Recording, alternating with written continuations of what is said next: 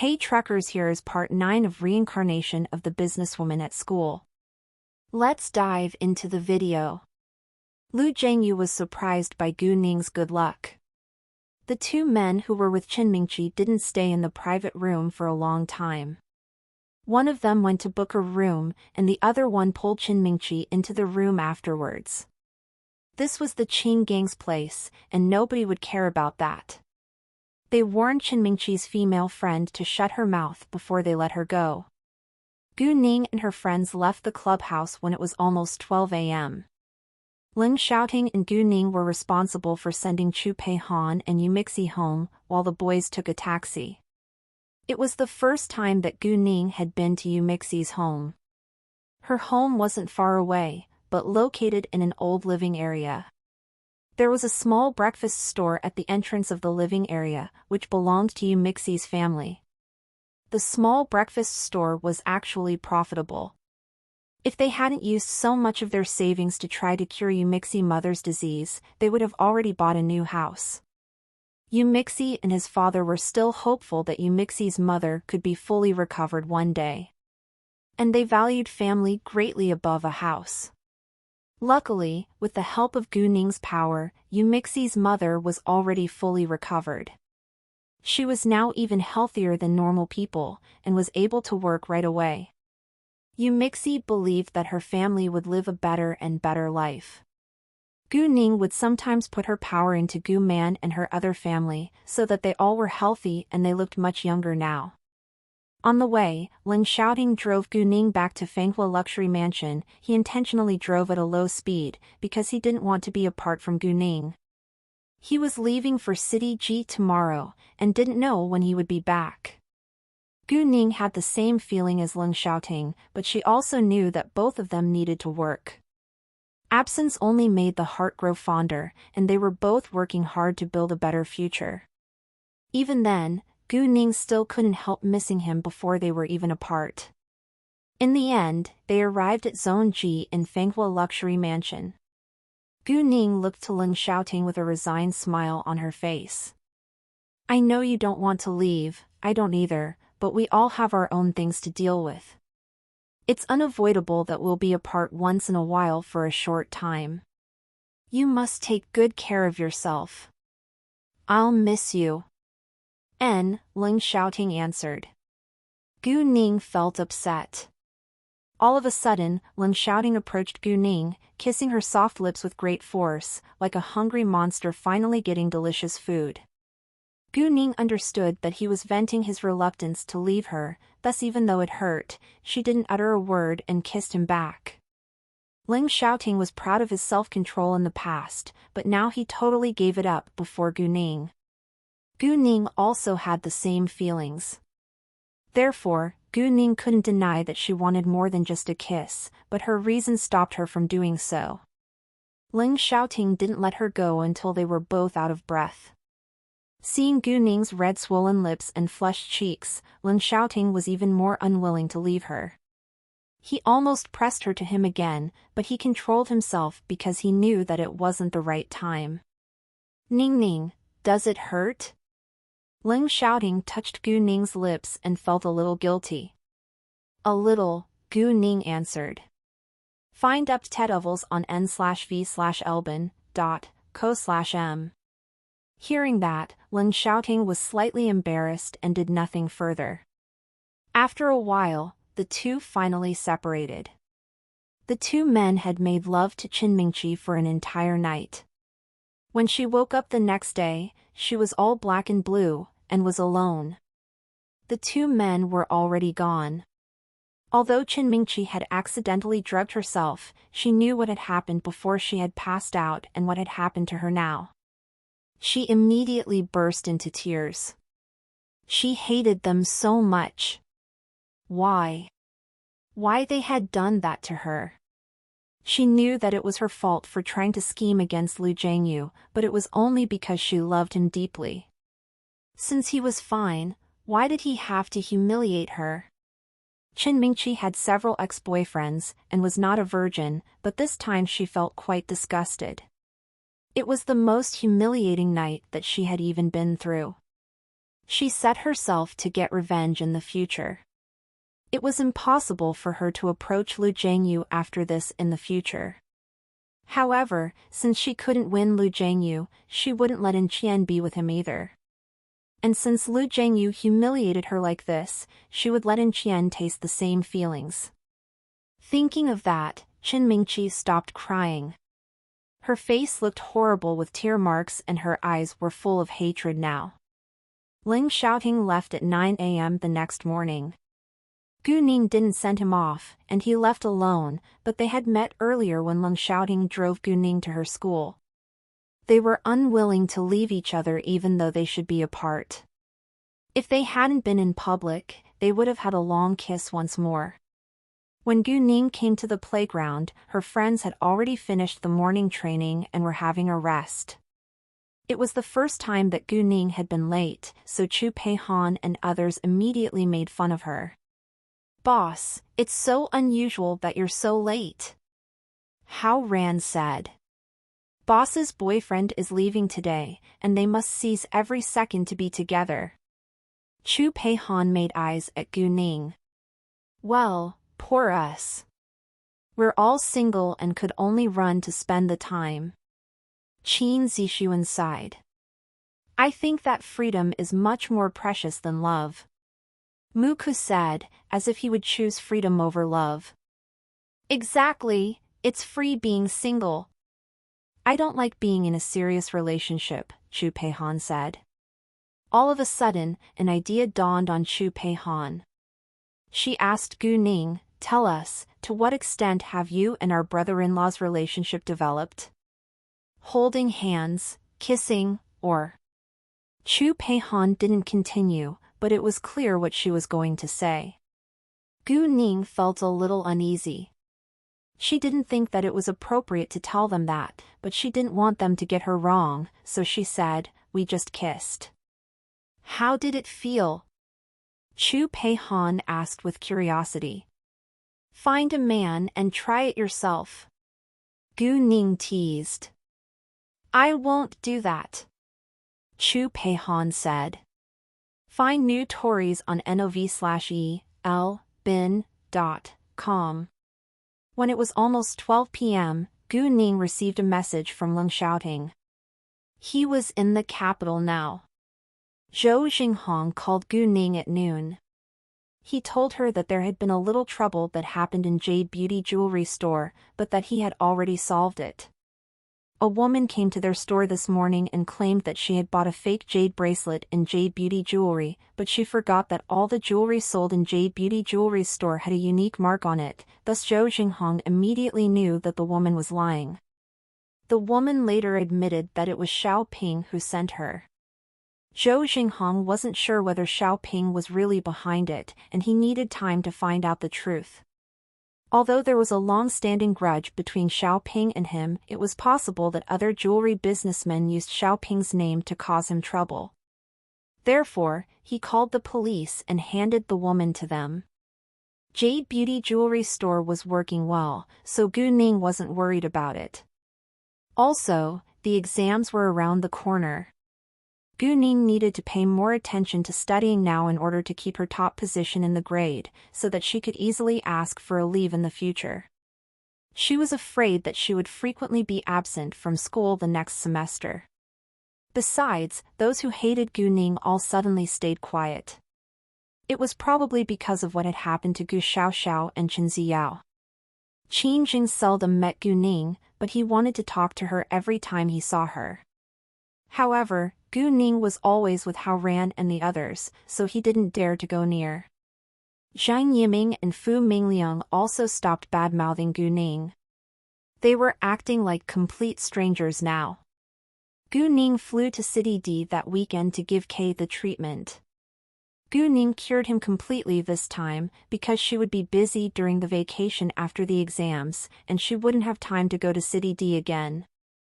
After the treatment, Kei was already able to walk, and he didn't care that Gu Ning had told him that he needed to get the treatment 3 times. He could walk now, and there was no reason for him not to believe Gu Ning. Kei had also gotten a bunch of Hongyun Real Estate's dirty secrets for Gu Ning. To Gu Ning's surprise, Hongyun Real Estate had done a lot of illegal things, like bribery of government officials, forced demolitions without compensation, tax evasion of nearly 500 million yuan, construction work cuts and so forth. Besides, two important officials were involved. They were the Vice Mayor Liu Shirkwin and the Director of the Roads and Traffic Authority, Wei Qingguan. The materials that Kay handed to Gu Ning was evidence of their crimes. They had both accepted bribery in regards to many properties, and each of them even had two mistresses. Kay also sent Gu Ning the addresses and amorous photos of their mistresses. What shocked Gu Ning the most was that they were involved in a homicide too. Once the materials were exposed, Liu Shirkwin and Wei Qingguan would be thrown into jail without a doubt. In that case, if Gu Ning wanted to get revenge on Hongyun, Liu Shirkwin and Wei Qingguan would be affected as well. It wasn't an easy thing for Gu Ning, who was just a common citizen, to unseat them. Liu Shirkwin had to have the support from someone more influential. If Gu Ning reported it according to the procedure, she would be stopped before she even began. It wasn't a small deal that she could easily handle. Thus the most efficient way was to hand the evidence to a powerful man who was able and willing to unseat Liu Shirkwin. The best choice had to be Yan Jinglin. Yan Jinglin and Liu Shirkwin served for two different groups in politics, and they were more than willing to unseat each other. Liu Shirkwin had been hiding his dirty secrets really well, so Yan Jinglin failed to get any solid proof on him. Gu Ning made it a long-term plan. She planned to acquire Hongyun Real Estate and expand Xinhua Real Estate by doing so in the future. The registered value of the assets of Hongyun Real Estate was about 5 billion yuan, excluding liquid funds and other things. Among them were immovable property which included hotels and shopping malls, which were worth about 3 billion yuan. Once their dirty secrets were exposed, its stock price would dramatically decrease and no other companies or groups would be willing to cooperate with it. Its final value would be 2 billion yuan at the most. A project of 2 billion yuan was a huge deal to Gu Ning right now, and she couldn't afford it. Therefore, she planned to discuss with Yan Jinglin about Hongyun Real Estate after she came back from Province Y. On the way from the airport to Fanghua Luxury Mansion after Gu Ning flew back to City F, a picture flashed before Gu Ning's eyes. In an abandoned warehouse, several men surrounded In Qian and were about to assault her sexually. In Qian struggled and shouted, but no one helped her. On the other side, Chen Mingqi laughed evilly and seemed satisfied. Gu Ning sensed that something had to be wrong.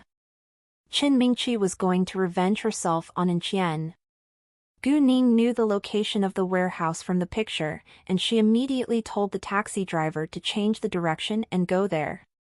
Luckily, the warehouse wasn't far away, but it took at least 5 minutes to get there from the airport. At the same time, a car stopped outside of an abandoned warehouse. The door was pushed open, and 4 men jumped out of it. One of them carried In Qian, who was obviously unconscious, from the car, walking into the warehouse and closed its gate.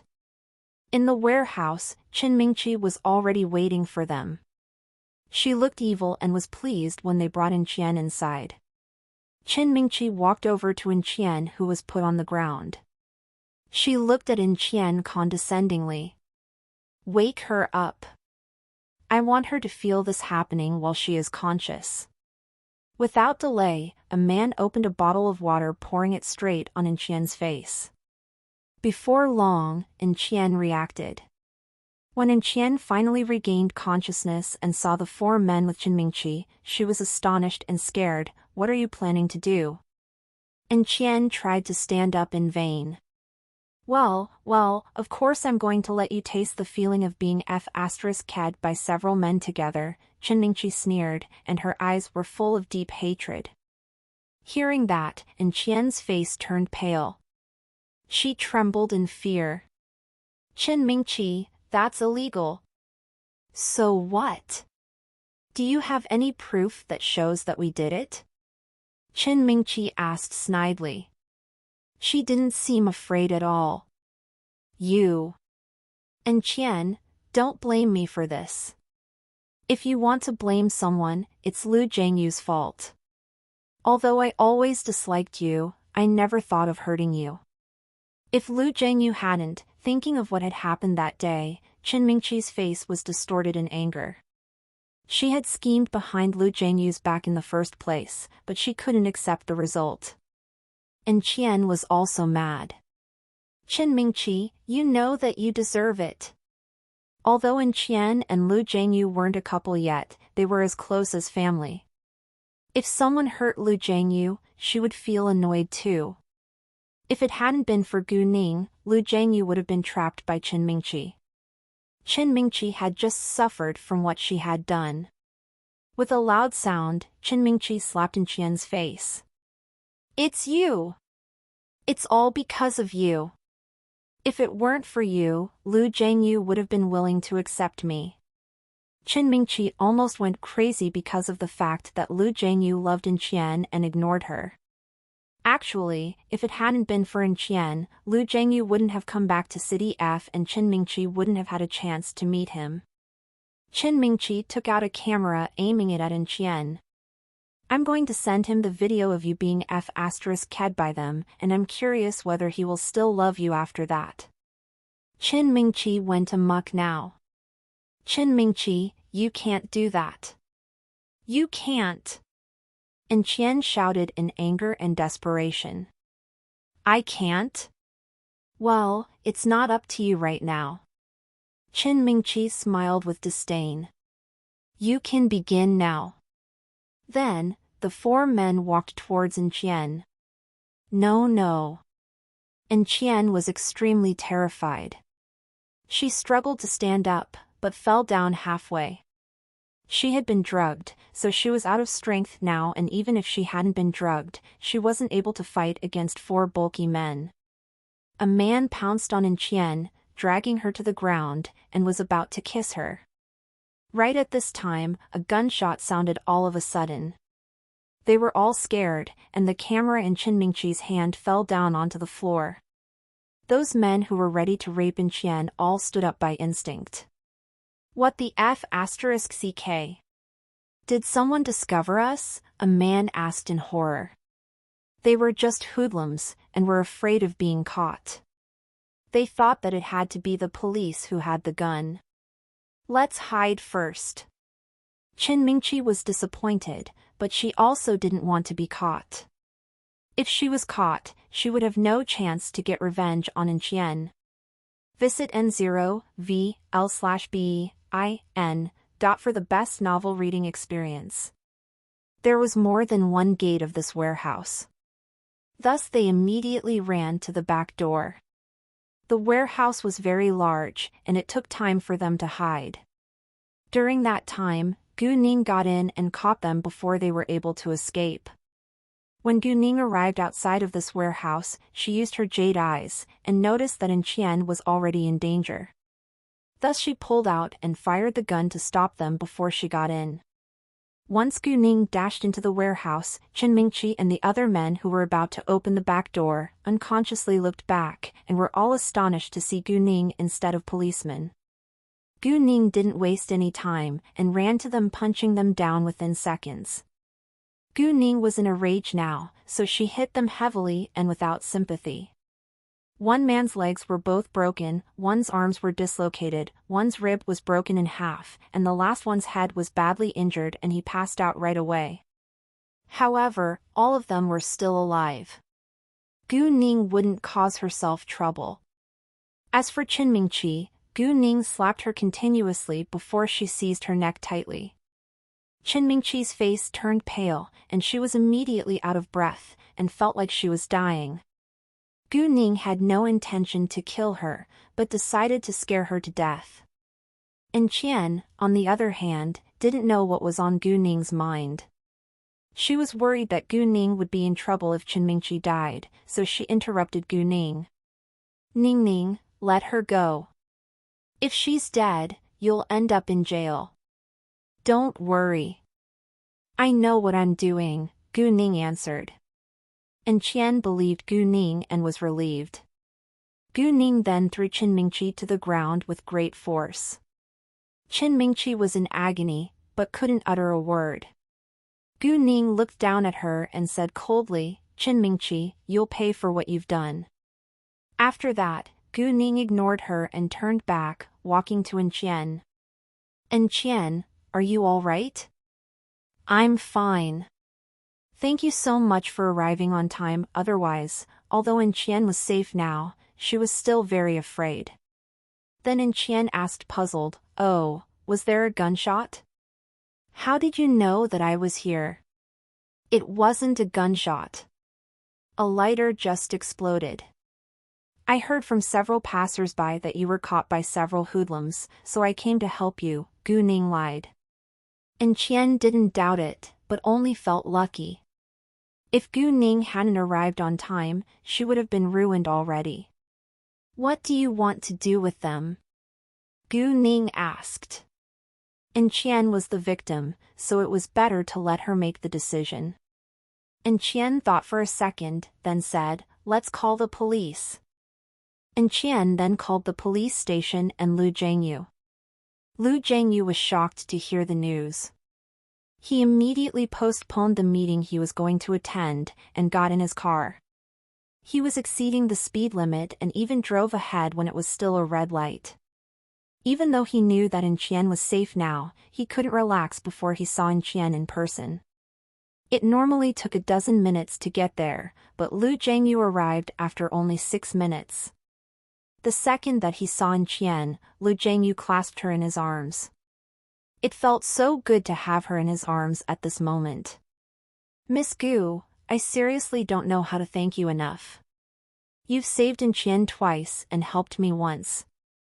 If you have any need in the future, please be free to let us know. We'll do whatever we can," Lu Jiangyu said with sincerity. They both knew that Gu Ning didn't lack money, so they didn't offer her a check. "Please don't say that. Qian and I are friends. I'm glad to help her, but if I really need anything in the future, I'll turn to you for help," Gu Ning replied. Before long, the police arrived and brought them all to the police station. The camera that Qin Mingqi had used to record was the proof of their crime, but according to the rules, Qian and Gu Ning needed to give their accounts as well. After that, Gu Ning and others went back. In the end, the 4 men and Qin Mingqi were sentenced to prison for 3 years. Gu Ning, meanwhile, had the final exams several days later.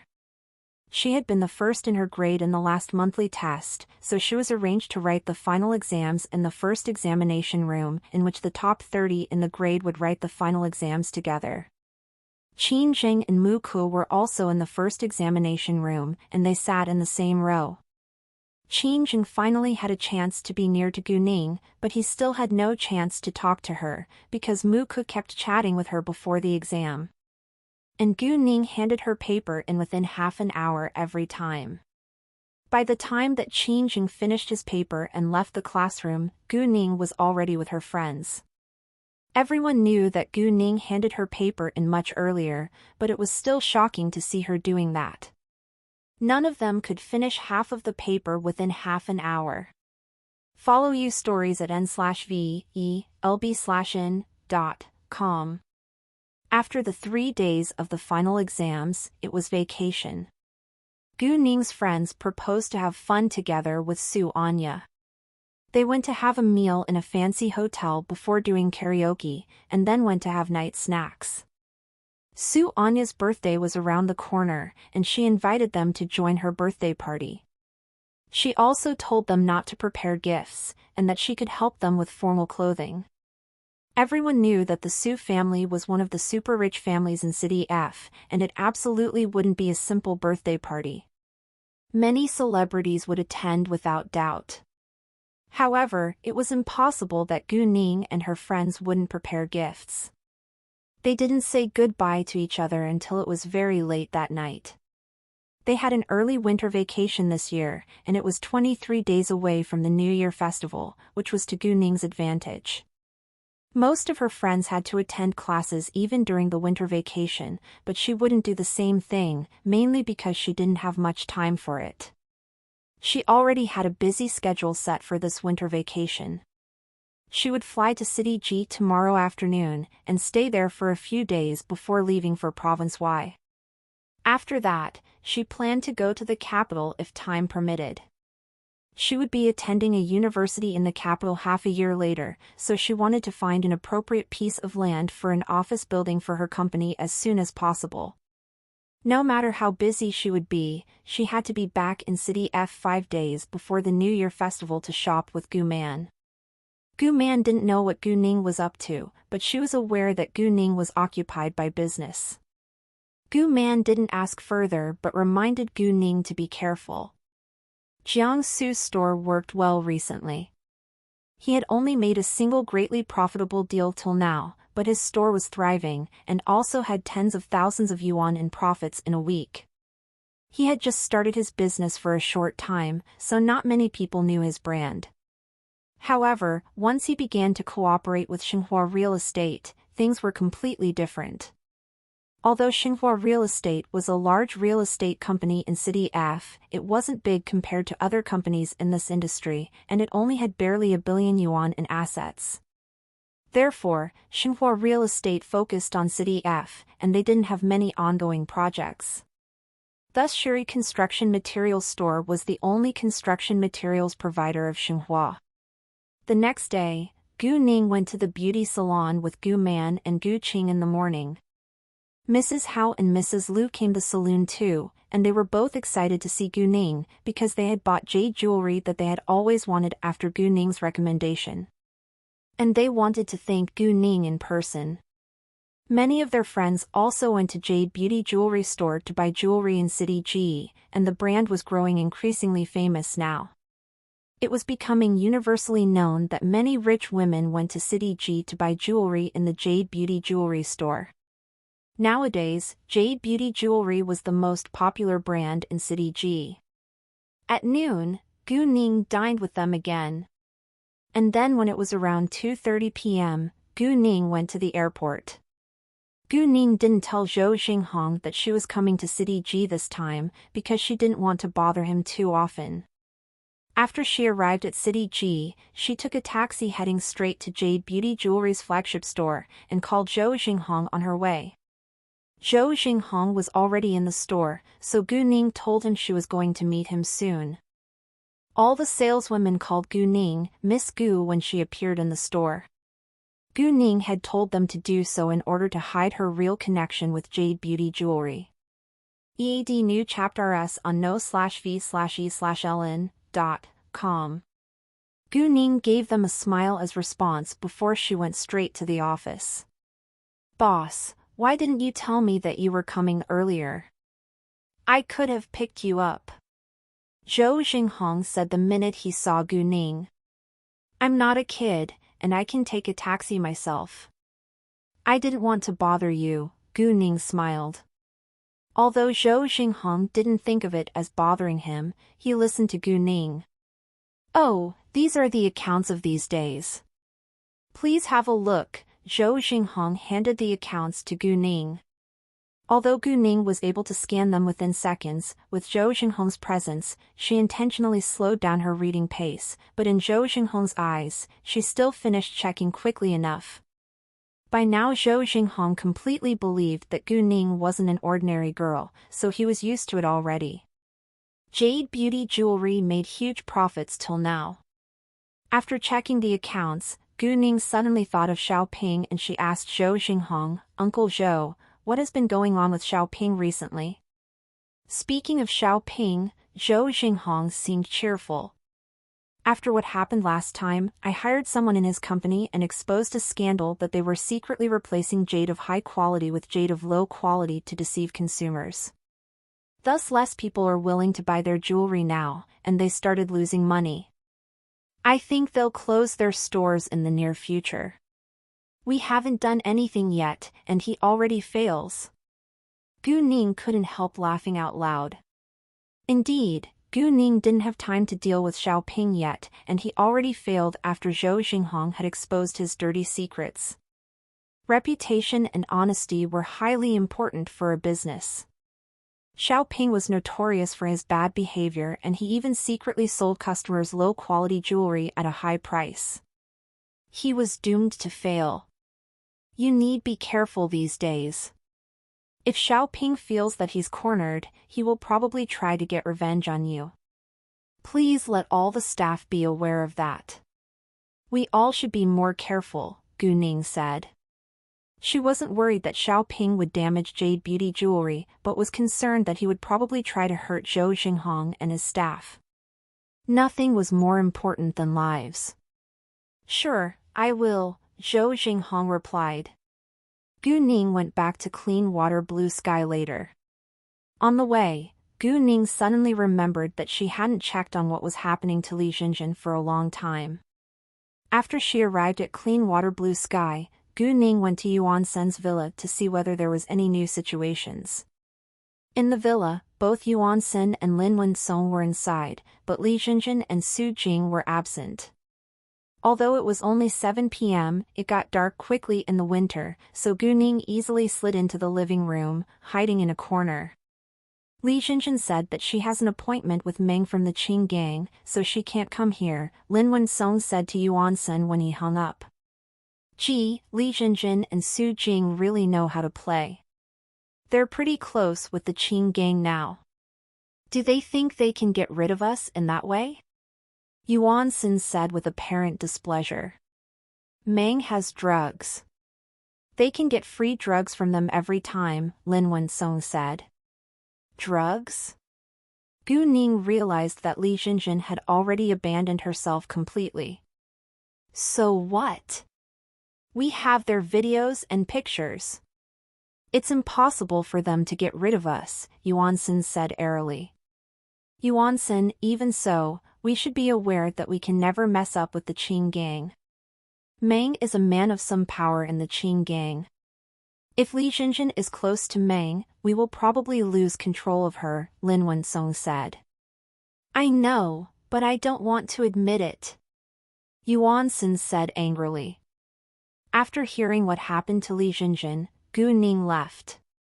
When she was back in her own apartment, it was only 8 p.m. She had nothing to do, so she sent a message to Leng Xiaoting. Gu Ning wanted to call him, but was afraid to bother him. If he was free now, he would message her back once he read the message. Leng Xiaoting was busier at the end of the year, and he was in the middle of meeting now. Thus he missed Gu Ning's message. An hour later, when the meeting was over, Leng Xiaoting checked his phone. Noticing Gu Ning's message, he immediately called her back while walking out. What's going on? Why did boss walk out in a hurry to make the call? Si Ming asked Su Jingchen worriedly. Well, I think he must have missed a call from a girl, and he's eager to call her back now, Su Jingchen said. He was green with envy. However, he wasn't sure about it actually. He didn't know how close Leng Xiaoting and Gu Ning were now, but he knew that they had to be closer than before. Otherwise, Leng Xiaoting wouldn't have gone to City F and stayed there for so long to visit Gu Ning. What? Everyone was shocked by the news. They immediately surrounded Su Jingchen asking for more details. Is it true? Is our boss in love? You must know something. Tell us now. Exactly, we're all worried about him. Come on. Tell us what you know. I'm just guessing. If you want to know, why don't you ask him yourself? Su Jingchen didn't dare to tell them his boss's secret, because he would be punished. Everyone felt disappointed, but none of them dared to ask Leng Xiaoting in person. In fact, Su Jingchen guessed correctly, but Gu Ning had only sent Leng Xiaoting a message instead of calling him. I was in a meeting, and missed your message, Leng Xiaoting explained the minute that Gu Ning answered his call. Gu Ning could sense that he was nervous. Gu Ning didn't know what to say. Leng Xiaoting was too cautious in love. I knew that you were probably busy, so I didn't call you directly. Hearing that, Leng Xiaoting was relieved. He indeed was too cautious in love with Gu Ning, because he hadn't been in love before and he cared about Gu Ning so much. What are you doing now? Leng Xiaoting asked. I'm in City G. I went to check on the jewelry store, and I'm in my apartment now, Gu Ning said. After a second, she added, I miss you. Ling Xiaoting immediately felt passionate. He wanted to be by Gu Ning's side right away, but he also knew that he had to fulfill his task first. I miss you too, and I'll come to you the minute that I finish my task, Ling Xiaoting said, trying his best to curb his passion. Gu Ning understood that Ling Xiaoting needed to work and said, call me before you come to me, and don't surprise me again, because we can miss the chance to meet each other. I'm going to Province Y in a few days. If time permits, I'll also be going to the capital. Who will be with you? Ling Xiaoting asked. He knew that Gu Ning was excellent at stone gambling and that she had to go to Province Y for it.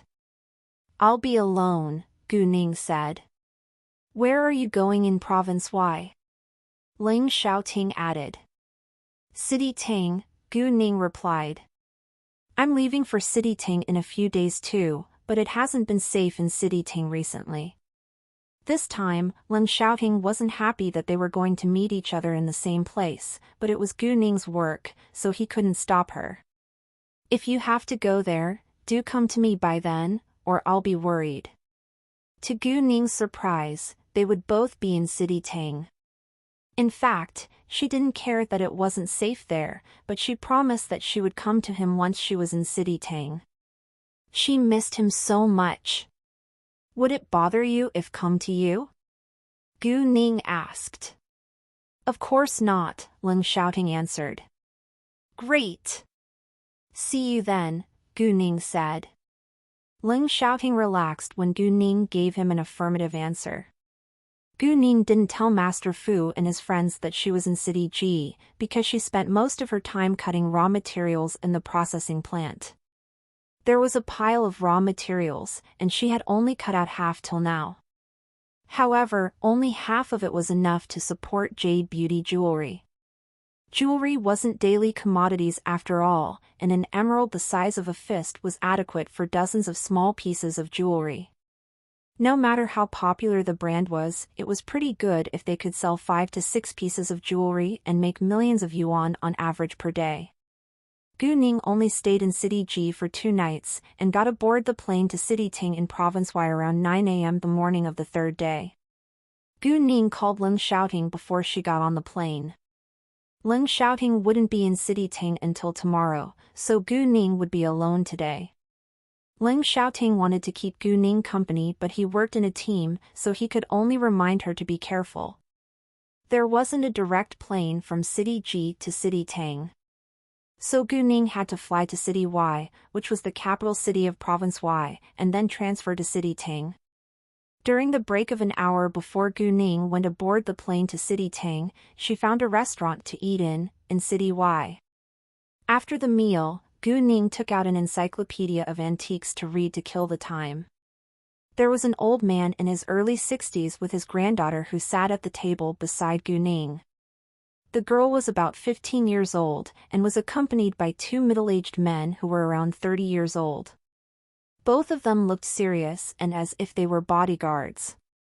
The old man's eyes lit up when he found that Gu Ning was reading an encyclopedia of antiques, and asked with astonishment, "Isn't this an encyclopedia of antiques?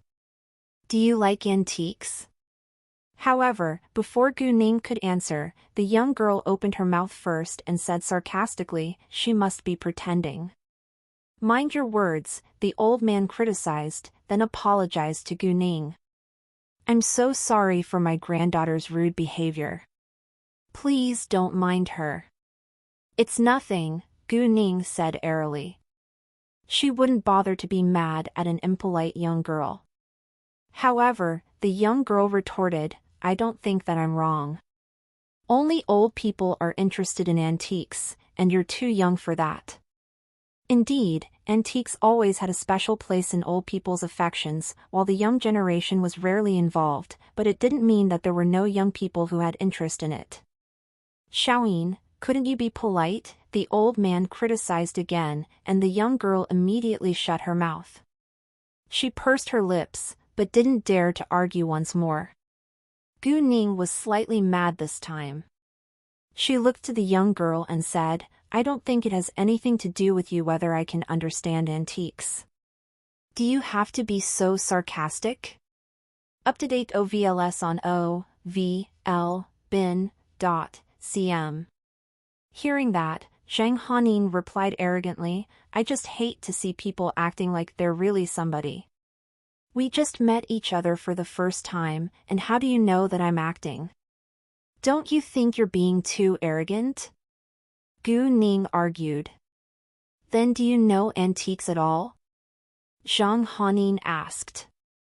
She didn't believe that Gu Ning knew anything about antiques. Xiaoyin, if you behave like that again, I won't bring you out anymore. Master Zhang threatened, then looked to Gu Ning and apologized again. I'm so sorry about that. Although Gu Ning found that the girl was annoying, she didn't want to upset Master Zhang. It's fine.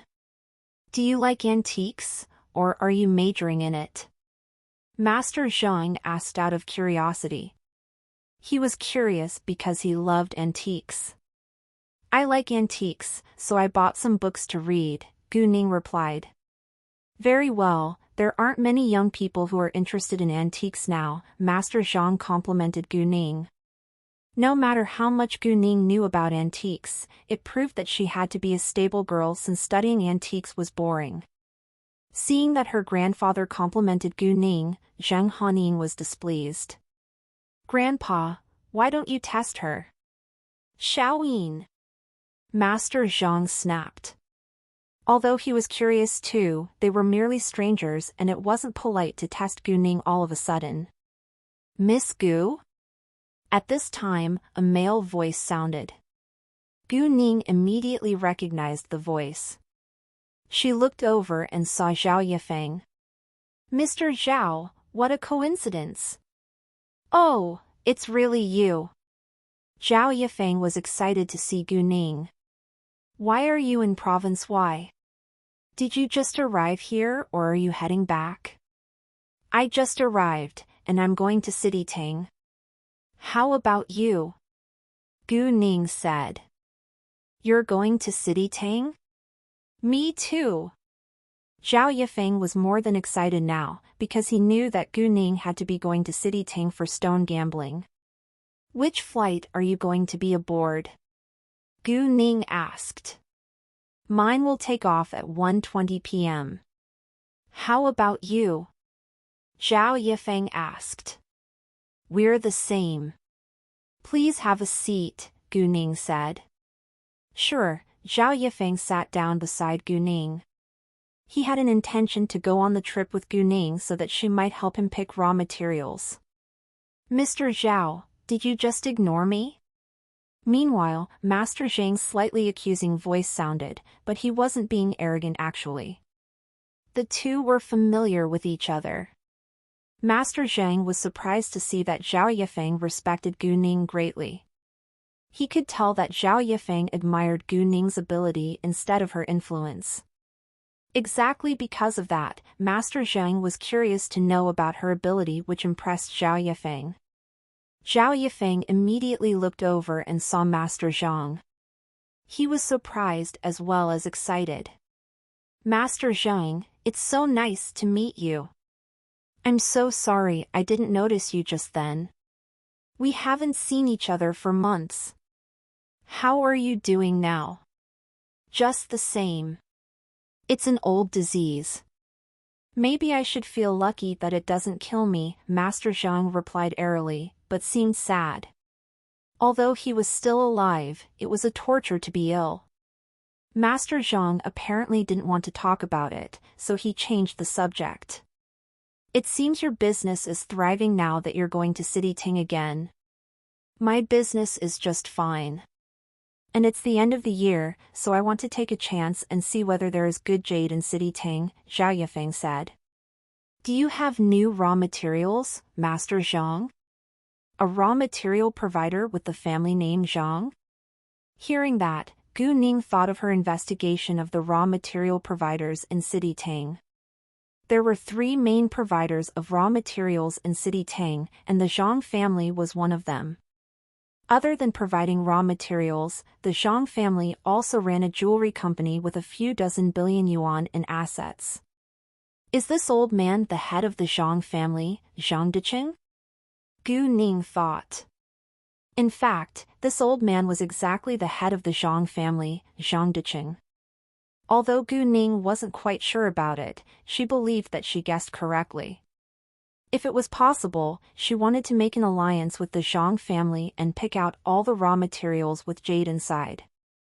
Gu Ning wasn't going to sell raw materials, but open a company to supply jade. In that case, it would be much easier for her to make money. After all, it was troublesome to buy raw materials in stores and easily attracted much attention from people, but it would be totally different if she could sell jade through a company. However, she lacked a capable man to help her manage the company. Therefore, Gu Ning wasn't in a hurry to deal with it right now. Not yet. There are plenty left from the first batch, and we won't exploit the next batch until the second half of the year, Master Zhang said. Normally, a mountain would be exploited 2 to 3 times. And the raw materials that were mined out every time were enough for consumption within a year or 2. In that case, it was a long-term thing to exploit raw materials. Miss Gu, do you have an interest to visit Master Zhang's raw materials store when we arrive at City Tang? Zhao Yifeng asked. Sure. Gu Ning was of course willing to do that. I bet she knows nothing about stone gambling, Zhang Hanin said with obvious disdain. Zhang Hanin, shut your mouth right now. Master Zhang was finally annoyed at Zhang Hanin's impoliteness. He felt ashamed that his granddaughter behaved like that in public. Don't forget your manners. Who do you think you are? You don't have the right to mock others. Zhang Hanin was scared and remained quiet. There was no grudge between her and Gu Ning, but she just disliked Gu Ning for no reason. Zhao Yifeng had no positive opinions of Zhang Hanin. He had met her several times before, and she always behaved arrogantly. Not to mention the fact that Gu Ning's ability of stone gambling was extremely outstanding, she had no right to stop Gu Ning from visiting her grandpa's store. CHCK for US to rise on no/v/l/bin.c0m. The rest of the people in the Zhang family were polite with good manners, but unfortunately, this Zhang Hanin behaved utterly different from her family. At this moment, the intercom announced that their flight was going to take off soon, so they stopped talking and stood up to board the plane. They would be getting aboard the same plane to City Tang, so they walked together to the boarding gate. Master Zhang's group sat in the first class, while Gu Ning and Zhao Yifeng sat in the economy class. Half an hour later, they arrived at the airport in City Tang. Master Zhang's group got off the plane first, and waited for Zhao Yifeng and Gu Ning for a while outside. After they met each other again, Zhang Hanin glared at Gu Ning to show her hatred towards her, but she didn't dare to say a word again. Gu Ning, instead, ignored her directly. There was an exclusive MPV to pick up Master Zhang. They all were going to the street of raw materials, so Master Zhang invited them to take his car, and Zhao Yifeng as well as Gu Ning agreed. They walked out of the exit to the parking lot. However, all of a sudden, an old man before them stopped and trembled continuously. Master! The middle-aged man beside the old man was shocked, but before he could catch the old man's body, the old man fell down on the ground directly. His face turned pale and his body kept trembling. Master! Call the ambulance now. Master is having a heart attack. Seeing that, Gu Ning dashed to them and half knelt down beside the old man's body, reaching out her hands to press on his chest without hesitation. What are you doing? The middle-aged man shouted and was about to pull Gu Ning away. Shut your mouth if you don't want him to die. Gu Ning snapped. Master Zhang and others followed her, but didn't know what was going on. Gu Ning ignored all of them. Looking at the old man, she asked him clearly, "If you trust me, please nod." The old man felt too uncomfortable to say a word, but he was still conscious. Seeing Gu Ning's face, he felt familiar out of the blue, and trusted her at first sight. In addition, time was his life now. He didn't have time to wait for the ambulance. Thus the old man nodded slightly. Since the old man nodded, his followers wouldn't stop Gu Ning. Master Zhang and Zhao Yefeng were worried too, but they didn't dare to make noise in such a critical moment. Although Zhang Hanin didn't believe that Gu Ning was able to save the old man's life, she remained silent, seeing the old man's face turning pale. Gu Ning of course didn't know how to administer first aid, but she used the movement to cover her real intention. She gently pressed the old man's chest in a regular pattern, and the power quickly poured through her hands and into the old man's heart and wrapped all around it. The power then flowed into the arteries that supply blood for his heart. The old man felt a sudden influx of cold air into his chest. Within seconds, he got his breath back and his face was back to a normal color. Seeing that the old man recovered gradually, everyone was relieved. Discover new chapters at novelby.co. With more and more power flowing into his body, the old man even sensed that his heart started to beat powerfully like it had done 30 years ago. The old man was thrilled, because he hadn't had the feeling for so many years. He knew that his heart was growing increasingly weak, and he could only live on medicines. It was impossible to cure his heart disease completely, but now, a young girl who seemed to only be 18 years old helped his heart be healthy again simply by pressing his chest. He even felt more energetic now. What was her skill? And what was the cold air? It was so amazing anyway. The old man became conscious later. He looked at Gu Ning and her face was all too familiar to him. He also had inexplicable intimacy towards her. All of a sudden, a face emerged in his mind. Yun Fan. This young girl resembled Yun Fan so much. His son had never married or had children, otherwise, he would truly believe that this young girl had to be Yun Fan's daughter. Nevertheless, the world was big, and it was possible that people resembled each other sometimes. Gu Ning consumed too much of her power, and her face gradually turned pale, but it would still take a little bit more power to cure the old man's heart. Thus Gu Ning insisted, because she didn't want to give up halfway even though she wasn't usually willing to spend her power in a large amount like that. Fortunately, she had the night luminescent pearl which could absorb natural power automatically, so it wasn't a big deal that she sacrificed her power to rescue the old man. Seeing Gu Ning's gradually paling face, the others were all concerned, but no one bothered her. At the same time, they were all shocked to see that the old man obviously recovered within a short time. Oh my! She's amazing! The old man is back to normal now. Indeed! He can breathe steadily. Is she a goddess? People around them all admired Gu Ning now. When it was done, Gu Ning drew back her power, standing up. The old man thanked Gu Ning with sincerity. Thank you so much for your help. Do you mind having a meal with me later? The old man had experienced the feelings of being rescued from the edge of death, and even felt that his physical condition was obviously better, so he was convinced that this young girl wasn't simple, and wanted to make friends with her. In addition, if this young girl was able to save his life, maybe she could cure his heart disease. People always paid more attention to their bodies when they started to age. The old man had already given up, and planned to travel around more while he was still alive. Unexpectedly, the sudden appearance of Gu Ning raised his hope. Even if he couldn't be cured, he would love to live in a healthier condition. It was my pleasure, and it's no big deal, Gu Ning said airily. Maybe it's not a big deal to you, but it is to me. You've saved my life. If you aren't willing to dine with me, I'll feel guilty, the old man said. Gu Ning understood that the old man wanted to thank her by buying her a meal. However, what the old man wasn't aware of was that Gu Ning had already cured his heart. He was healthy now. Gu Ning also knew that this old man wasn't an ordinary old man, and he probably came from a powerful family. Since the old man insisted on thanking her, Gu Ning agreed in the end. However, it was too early for eating now, so Gu Ning said, "It's only 2 p.m. now." "How about 6 p.m., the old man said. Gu Ning thought for a second before she said, "No problem."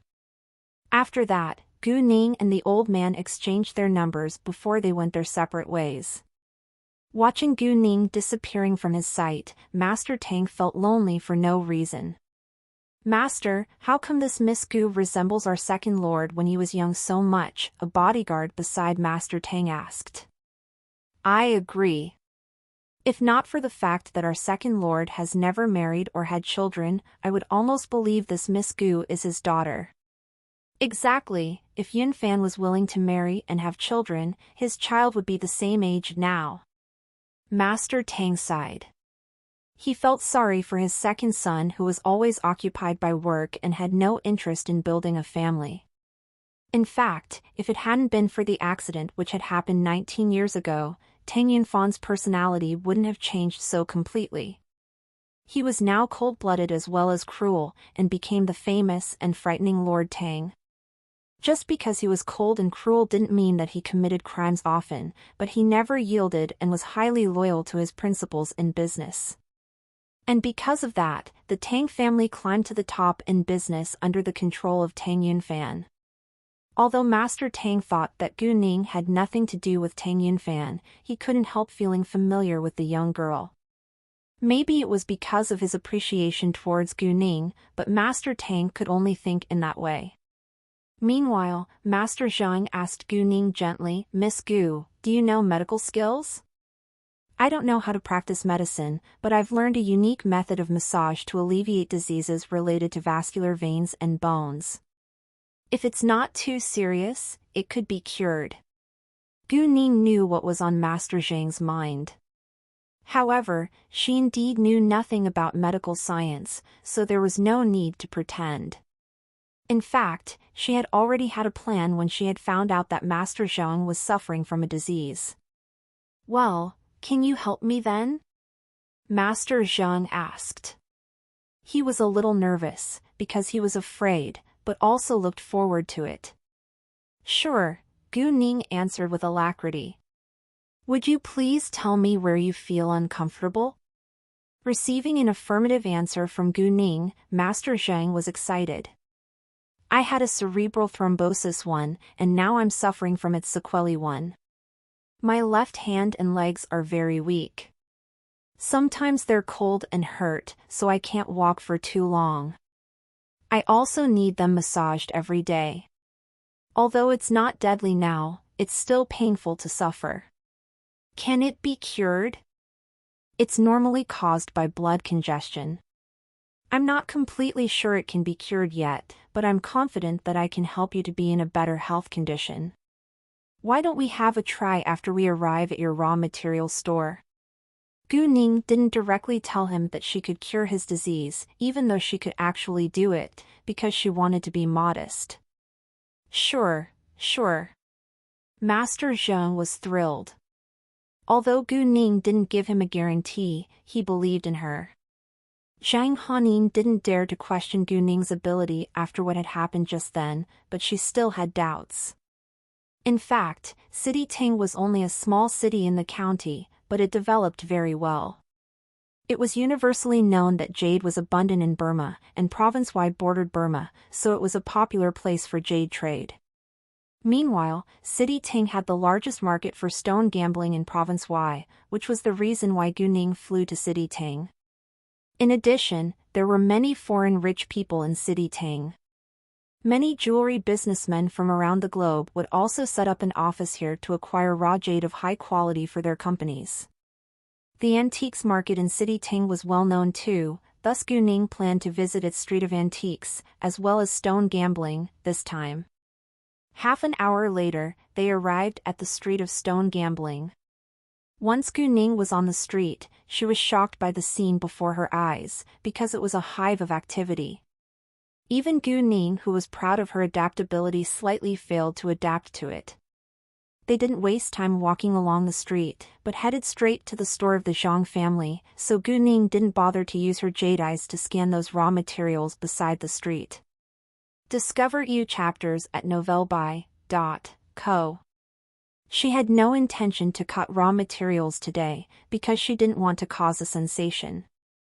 And she wasn't in a hurry to collect funds by stone gambling, so she would administer Master Zhang the treatment today before discussing cooperating with him. It could be much more convenient for her to open a company providing jade if she had the Zhang family as her supplier. After that, she would go and change her outfit and come back.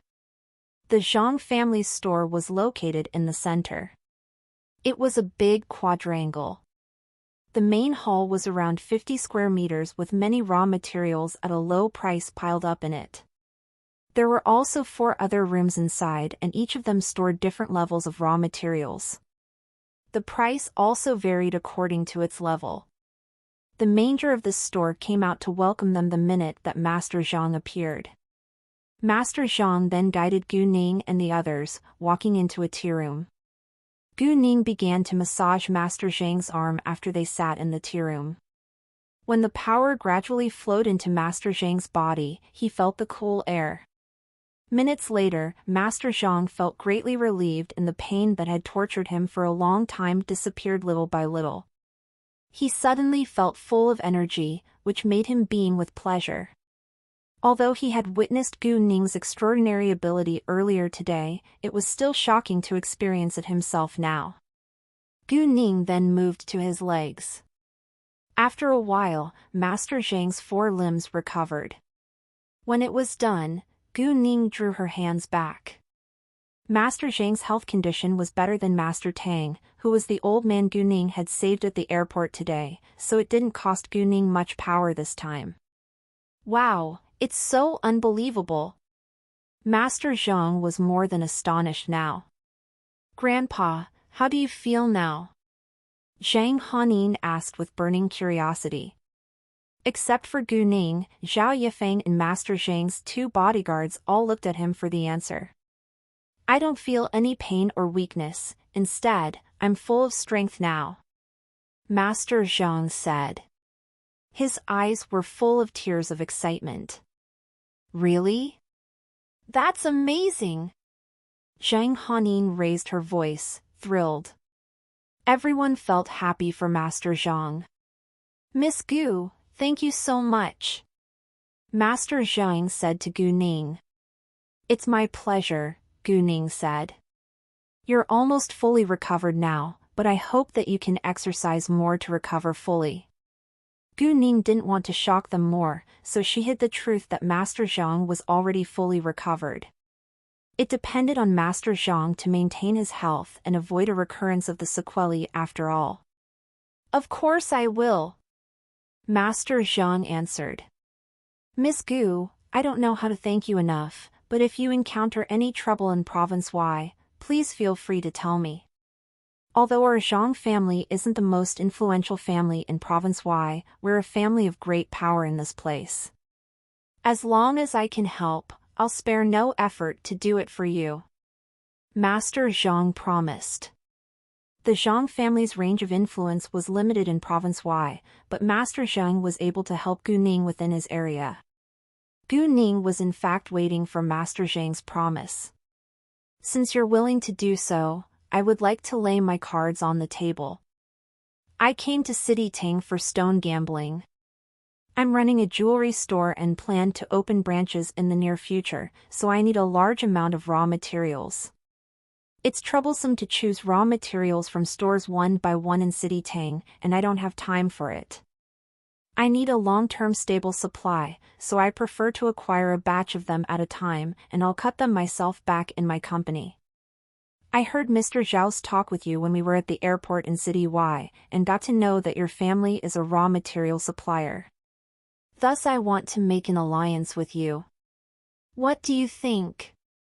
Gu Ning said directly. Of course I'm willing to make the deal with you. It's a win-win, Master Zhang laughed out. Indeed, both Master Zhang and Gu Ning would gain benefits from the deal. However, it's hard to cut out jade among raw materials. Aren't you afraid that you'll lose money if you acquire a batch of them at a time? Master Zhang asked. Even Zhao Yifeng, who knew about Gu Ning's outstanding ability of stone gambling, felt worried for her, but he was excited at the same time. He wanted to know how much jade Gu Ning could cut out. There is no business without taking risk. I'm not afraid to take a chance, Gu Ning answered with confidence. Master Zhang was also aware of the fact that business was always risky. If he cut out all the raw materials himself, he would get a lot of good jade as well. And it would still be profitable even after deducting the cost of the raw materials, but there was no need for him to do so. Great! I like your confidence. If you have any need, be free to tell me. I'll guide you to the warehouse to pick the raw materials, Master Zhang said. Even Zhao Yifeng admired Gu Ning's ambition because he didn't dare to do that himself. Great, my staff will arrive tomorrow and we can discuss it then, Gu Ning said. Gu Ning thought that it would be better if Leng Xiaoting helped her in the middle, so she decided to wait for him. She wasn't worried that she would be out of stock if she acquired it late. The flow of goods wasn't that fast, and she had no intention to buy all the raw materials with jade inside. It was already cruel that she used her jade eyes to acquire high-quality jade, and she wanted to leave room for other businessmen. Gu Ning and Master Zhang exchanged numbers before she went out to choose raw materials. Gu Ning noticed that Master Zhang had something to deal with, so she said, Master Zhang, please feel free to leave if you're busy with your business. We'll be fine here. Great, then I'll leave first. Please enjoy choosing the raw materials, and the manager will give you 20% off if you want to buy some. Master Zhang was actually eager to go home and tell his family that his disease had been cured. So since Gu Ning was fine here without his company, Master Zhang was of course willing to leave earlier. Thus Master Zhang's group left. Before they left, Zhang Hanin's sight fell on Gu Ning. She was now more curious about her, because what Gu Ning had done totally surprised her. After Master Zhang left, both Gu Ning and Zhao Yifeng pulled a cart over to shop for raw materials. Gu Ning didn't walk into the 4 rooms in the beginning, but had a tour around the hall for a while. She used her jade eyes to scan the raw materials that were piled up in the hall. Although they were believed to be the lowest level, it didn't mean that there was no jade inside at all. Within seconds, Gu Ning discovered 2 raw materials with medium-high-level jade and 1 raw material with a high-level jade inside. The first was as big as 2 fists, and the other was as big as a basketball, while the last one was the size of 2 palms folded together. There were also several emeralds under medium level, but Gu Ning didn't bother to take them. She would only take medium-level jade when she needed a large amount of jade, but it wasn't convenient for her to carry too many raw materials now, so she gave them up. Gu Ning intentionally walked around for a long while before she put the 3 raw materials into her cart, but even then, people around her still believed that she was just shopping for fun. Zhao Yifeng, instead, thought that Gu Ning must have her own skills.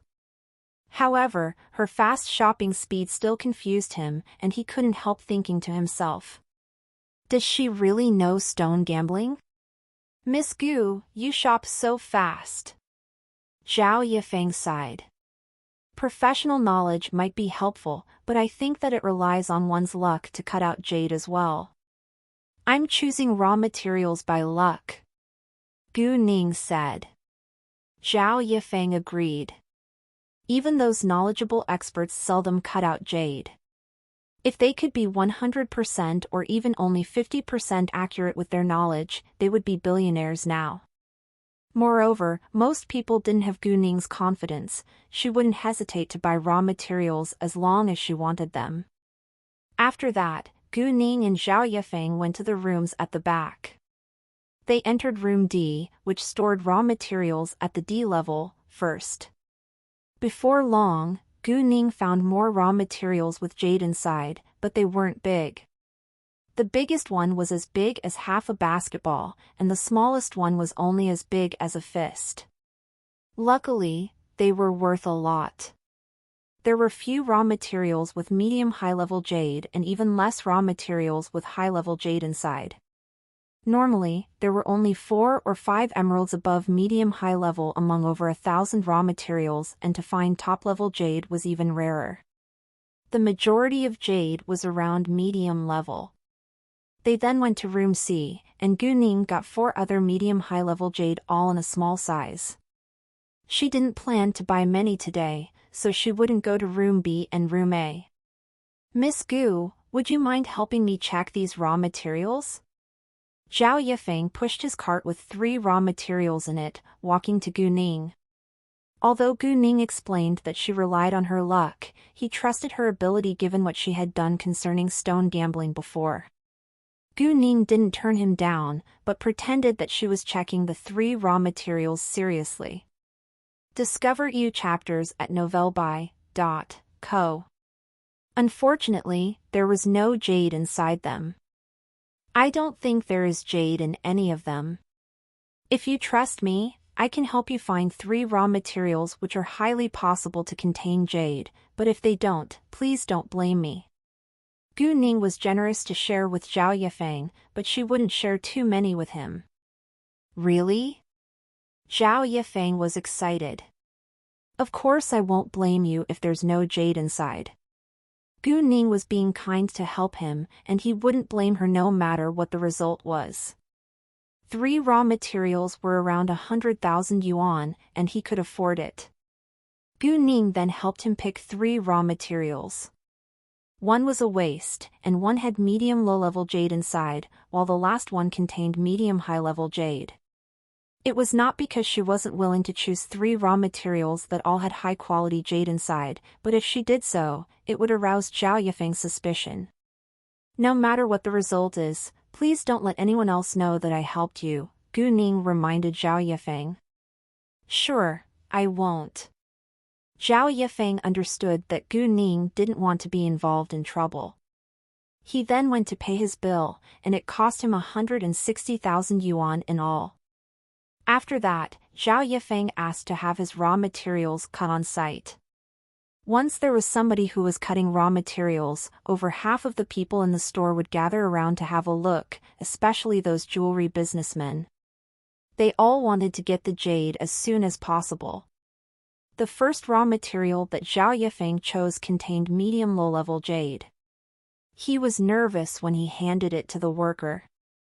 The machine started to work, and the outer layer of the raw material was removed little by little, falling down on the ground. When the worker made a second cut, the green showed. "I see the green. It's the oil green type." Although it was merely medium low-level jade, Zhao Yifeng was still excited. The minute that the green showed, someone bid, but was stopped by Zhao Yifeng because he would keep it himself. Those who wanted to bid for it felt disappointed, but didn't say anything further. The worker continued to cut the raw materials. Half an hour later, an emerald of the oil green type the size of half a football was fully cut out. Zhao Yifeng was so thrilled that he wanted to thank Gu Ning without delay, but Gu Ning had reminded him to keep it a secret between them, so he gave it up. The second was a waste. Zhao Yifeng was a little disappointed, but he wasn't upset because the first jade of the oil green type was worth over 1,000,000 yuan, so he had already made a fortune. However, the third one contained medium high-level jade of the water type, which shocked Zhao Yifeng. Jesus! Gu Ning was so lucky. She just picked 3 raw materials and 2 of them have jade. Seeing that the level of the jade was relatively high, Zhao Yifeng planned to share it with Gu Ning later. The third jade was slightly bigger than a fist, and it was worth 20 million yuan. If it was not for the fact that Zhao Yifeng wouldn't sell it, those jewelry businessmen would be in a fierce competition for it. "Miss Gu, I didn't expect that you'd be so lucky, and I don't think that I should take them all alone. Why don't we share them together?" Zhao Yifeng said to Gu Ning. He was a generous man too. He was willing to share with Gu Ning, which proved that he was an upright man, but since Gu Ning had promised to give them to him, she wouldn't share with him now. Mr. Zhang, thank you so much for your kindness, but I think that I have better jade among my raw materials. Gu Ning replied. Even so, Zhao Yifeng tried to persuade Gu Ning to accept his advice, but Gu Ning insisted on not doing so, so he compromised in the end and bore her generosity in mind. It wasn't early when they finished shopping, so Gu Ning and Zhao Yifeng separated afterwards. Zhao Yifeng understood that Gu Ning was going to meet Master Tang, so he didn't invite her to leave with him.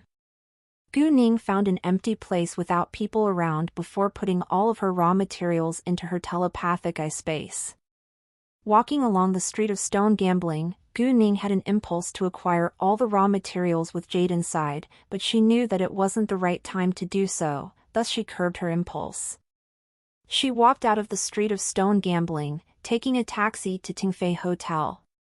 It was a 5-star hotel in the downtown where Master Tang was staying, so they had an appointment there. Although it was only 4 p.m. and was too early for the dinner, Gu Ning planned to stay in the hotel too, and have a rest before she went to meet Master Tang. After a while, Gu Ning noticed that the driver was driving the taxi to a remote place.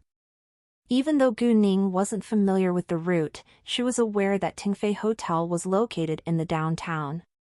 All of a sudden, Gu Ning realized that she was in trouble. She had heard earlier that human trafficking was a big problem in City Tang, but she didn't expect that she would encounter it.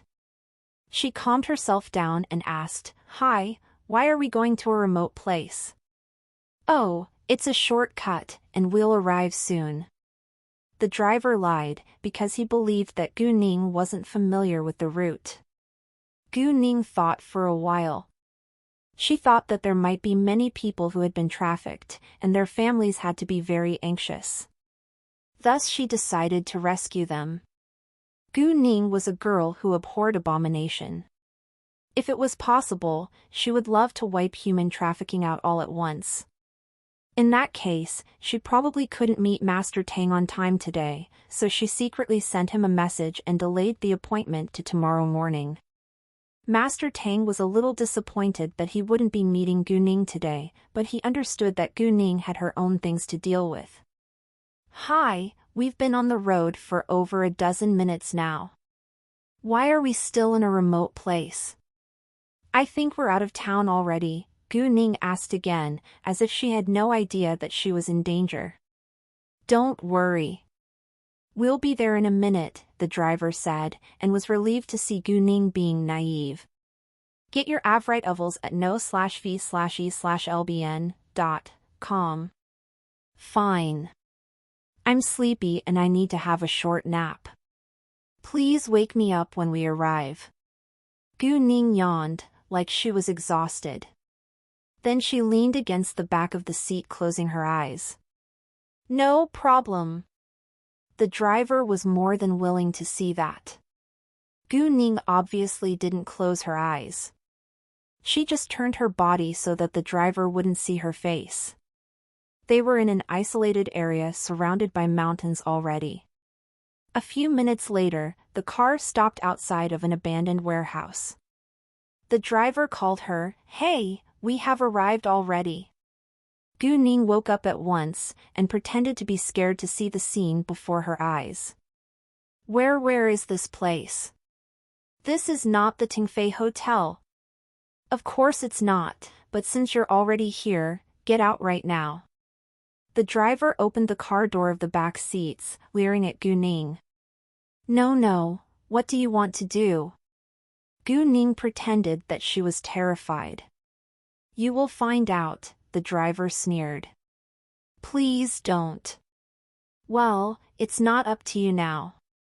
Can you fight against these two muscular men?" The driver pointed at two tall, muscular men standing in front of the car. "I think you better be quiet, or we'll punch you to be." Gu Ning struggled for a few seconds, then got out of the car. "Get in!" The driver pushed Gu Ning into the warehouse, and Gu Ning didn't resist at all. It was a mess inside. There was a slightly fat man with a plain face who was around 40 years old sitting on a chair. He was smoking in a relaxed manner with his legs crossed and his eyes closed. And there were two strong men standing behind him. In the corner squatted two pretty, well-dressed women in their early 30s along with a young boy who was around 12 years old. They all wore horrified expressions, trembling and weeping in fear. Beside them was another tall and muscular man. Apparently, they were trafficked here too. Gu Ning immediately used her jade eyes to scan those men to check whether they carried guns. Luckily, they had no guns with them. In that case, Gu Ning would be safe. However, Gu Ning smelled a touch of fresh blood from a pile of agglomeration 10 meters away to her right side. Did they kill someone and throw the body there? Thinking of that, Gu Ning used her jade eyes to see what was behind it, and she was shocked. There was a man and a woman who were around 27 years old dressed all in black behind the agglomeration. Both of them were injured. The man's thigh was severely injured, and the blood soaked through the bandage. The woman was hurt much more severely. Her wound was on her shoulder near the chest, and the blood also soaked through the wet bandages. Her face was extremely pale, as if she could die at any moment. However, what shocked Gu Ning wasn't the fact that they were badly injured, but their faces.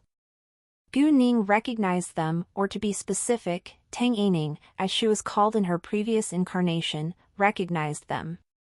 Although they weren't familiar with each other, they had a very close connection. They were professional killers like Tang Yining. The man was called Flying Eagle, while the woman was Flying Bird.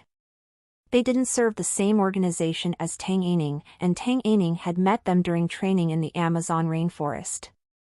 They had also worked together in a grave situation. Flying Bird and Flying Eagle were a couple. They had told Tang Yining that what they wanted most was to live a life like an ordinary person, but it was almost impossible to get out of their organization. Their organization planned to kill them in case their dirty secrets would be exposed, so they had to avoid being caught by the organization. They had been hiding for a long time, which wasn't better than it had been before. At least they had free time when they had been in the organization. However, once they escaped, they would never go back. If Gu Ning guessed correctly, they were probably in the middle of hiding. "Boss, I got you one more, and she's a beauty," the driver said to the man who was sitting on the chair. Hearing that, the man opened his eyes, looking over. He was apparently stunned when his gaze fell on Gu Ning's face, then he leered at her, throwing the cigarette in his hand onto the floor before he stood up, walking towards Gu Ning. "This one is truly beautiful. I don't think I'll sell her." The man stopped in front of Gu Ning, reaching out his hand to touch her face. Gu Ning didn't avoid him, but while his hand was still in the air above her face, she grabbed his wrist and broke it without hesitation. The man immediately shouted in pain. Afterwards, Gu Ning kicked the man's abdomen heavily, and the man was kicked off, knocking into the wall before he fell down on the ground with a loud sound. Having been through so many agonizing injuries, the man could barely utter a word, but he was still conscious. Gu Ning had finished it within seconds so that all the muscular men around didn't realize that she was so good at fighting until their boss was beaten down. They were annoyed and they all began to attack Gu Ning. Although these men were all bulky and muscular, they were barely comparable with Gu Ning, who was a master of kung fu. Within minutes, they were all punched down, lying on the floor, moaning in pain. It was beyond their imagination that a teenage girl could be so excellent at fighting. The driver was regretful now. If he had known, he would never have brought her here. "Stand up and leave now," Gu Ning said to those who sat in the corner trembling in horror. They immediately got their mind back and thanked Gu Ning before quickly running out of this warehouse. Gu Ning picked up a rope, tying them up. However, she immediately didn't drag them away, but walked towards the agglomeration at her right side. Flying Bird and Flying Eagle panicked a little seeing Gu Ning walking to them. They knew that they had been discovered and unconsciously prepared to defend themselves. Unfortunately, they were badly injured now, and the girl before them was apparently powerful. If she really wanted to hurt them, they wouldn't have any chance to escape. Gu Ning didn't appear before their eyes abruptly, but stopped when she was almost there. I smelt the blood, and I know someone's injured and weak. If you want to survive, you have to trust me because I can cure you. Flying Eagle and Flying Bird were both astonished by her acute sense of smell, but after she said that she was able to cure them, their first reaction wasn't excitement but worry. Gu Ning hit right on the point because Flying Bird was in great danger now and would soon be dead if she didn't get care, but they had been shot by guns, and it was sensitive, so they were afraid that it would cause them more trouble if Gu Ning found out. In fact, they didn't dare to go to the hospital either. As killers, they could cure basic injuries, especially removing bullets, but the problem was that they lacked tools and medicines. It would only be worse if they touched their wounds rashly. Top VL updates on n/o/v/lb/in.com. Nonetheless, they were about to die and the most important thing now was to survive. Can she cure gun wounds? Both of them had doubt, but they were willing to give it a try. Flying Eagle then asked, "Could you please keep it a secret among us?" "Of course, I won't tell anyone else about you," Gu Ning replied with sincerity. "Great, we trust you," the man said. After that, Gu Ning walked behind the agglomeration. There was a scalpel, painkillers and hemostatic drugs, and anything else useful she could think of in her telepathic eye space. They could be of great help when she needed them. Gu Ning immediately took the small medicine box out of her backpack and squatted in front of them to open it. Seeing what were inside the medicine box, Flying Eagle's and Flying Bird's eyes lit up. Before Gu Ning continued, Flying Eagle said to her, "Why don't you lend this medicine box to us? I can cure her myself." He was still worried that Gu Ning would find out that their injuries were gunshots. Gu Ning understood their worries, but Flying Bird was severely injured. If Gu Ning didn't cure her with her power, she would die. "Are you sure that you're able to remove the bullet as fast as you can?" Gu Ning asked, but she apparently didn't believe that he could do that. The two were surprised and alert. How could she know that they were injured by guns? However, before they asked, Gu Ning opened her mouth again. "I'm very sensitive to smell, and there is a faint smell of saltpeter on your body. Don't worry, I won't tell anyone else about you. She is in great danger now, and there is no time to waste. You lack strength yourself, so how can you remove her bullet?"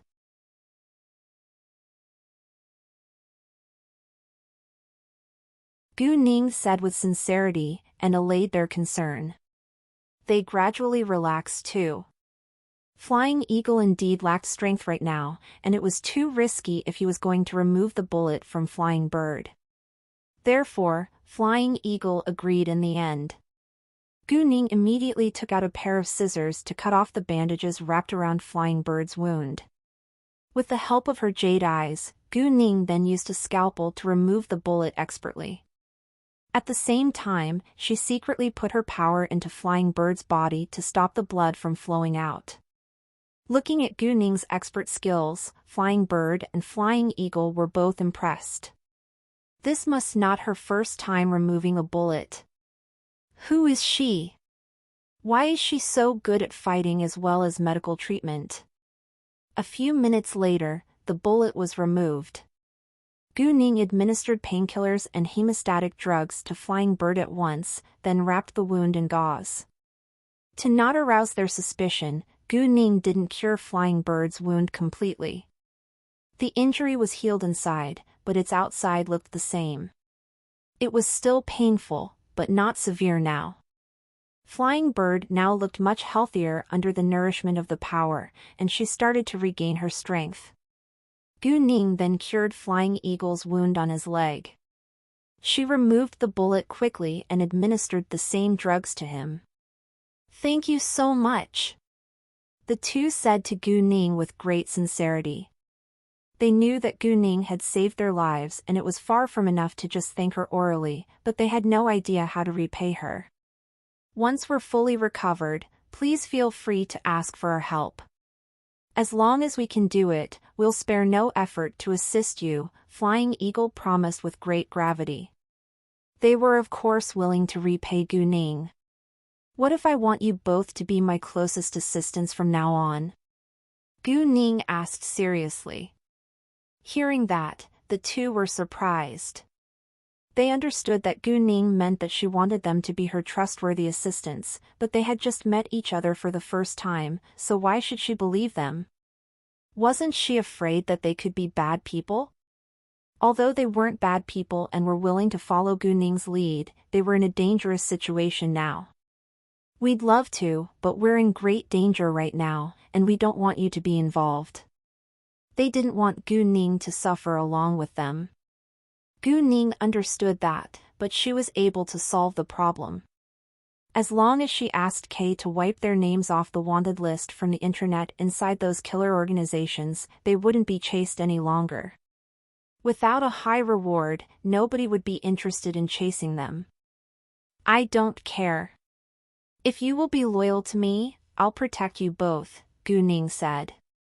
Although she was young, she had an air of maturity and confidence. Her speech was quite persuasive. However, it was still hard for the two to believe Gu Ning because of their special identity. Well, they agonized over their choice. May I know the reason why you hesitate? Gu Ning asked. To be honest, someone wants our heads so we're dangerous to be around, Flying Eagle replied. If you were not being chased, would you agree? Gu Ning asked. It's much easier said than done. Flying Eagle forced a smile. He apparently didn't believe that it was possible. Well, are you willing to trust that I can protect you? Gu Ning asked again. Sure, Flying Eagle and Flying Bird answered with one accord. Gu Ning had already shown her ability in front of their eyes. Gu Ning didn't say another word, but took out her phone, calling Kay. Hey, boss, what's up? Kay asked the minute he answered the call, and he sounded in a great mood. Indeed, after he could walk again, he cheered up a lot. He was now able to climb mountains, run, drive and so forth. His life was getting increasingly better. Kay, help me wipe the names of Flying Bird and Flying Eagle off the wanted list from the internet inside the killer organizations, Gu Ning ordered. No problem. Do you have an account and password? If you have, it'll be faster.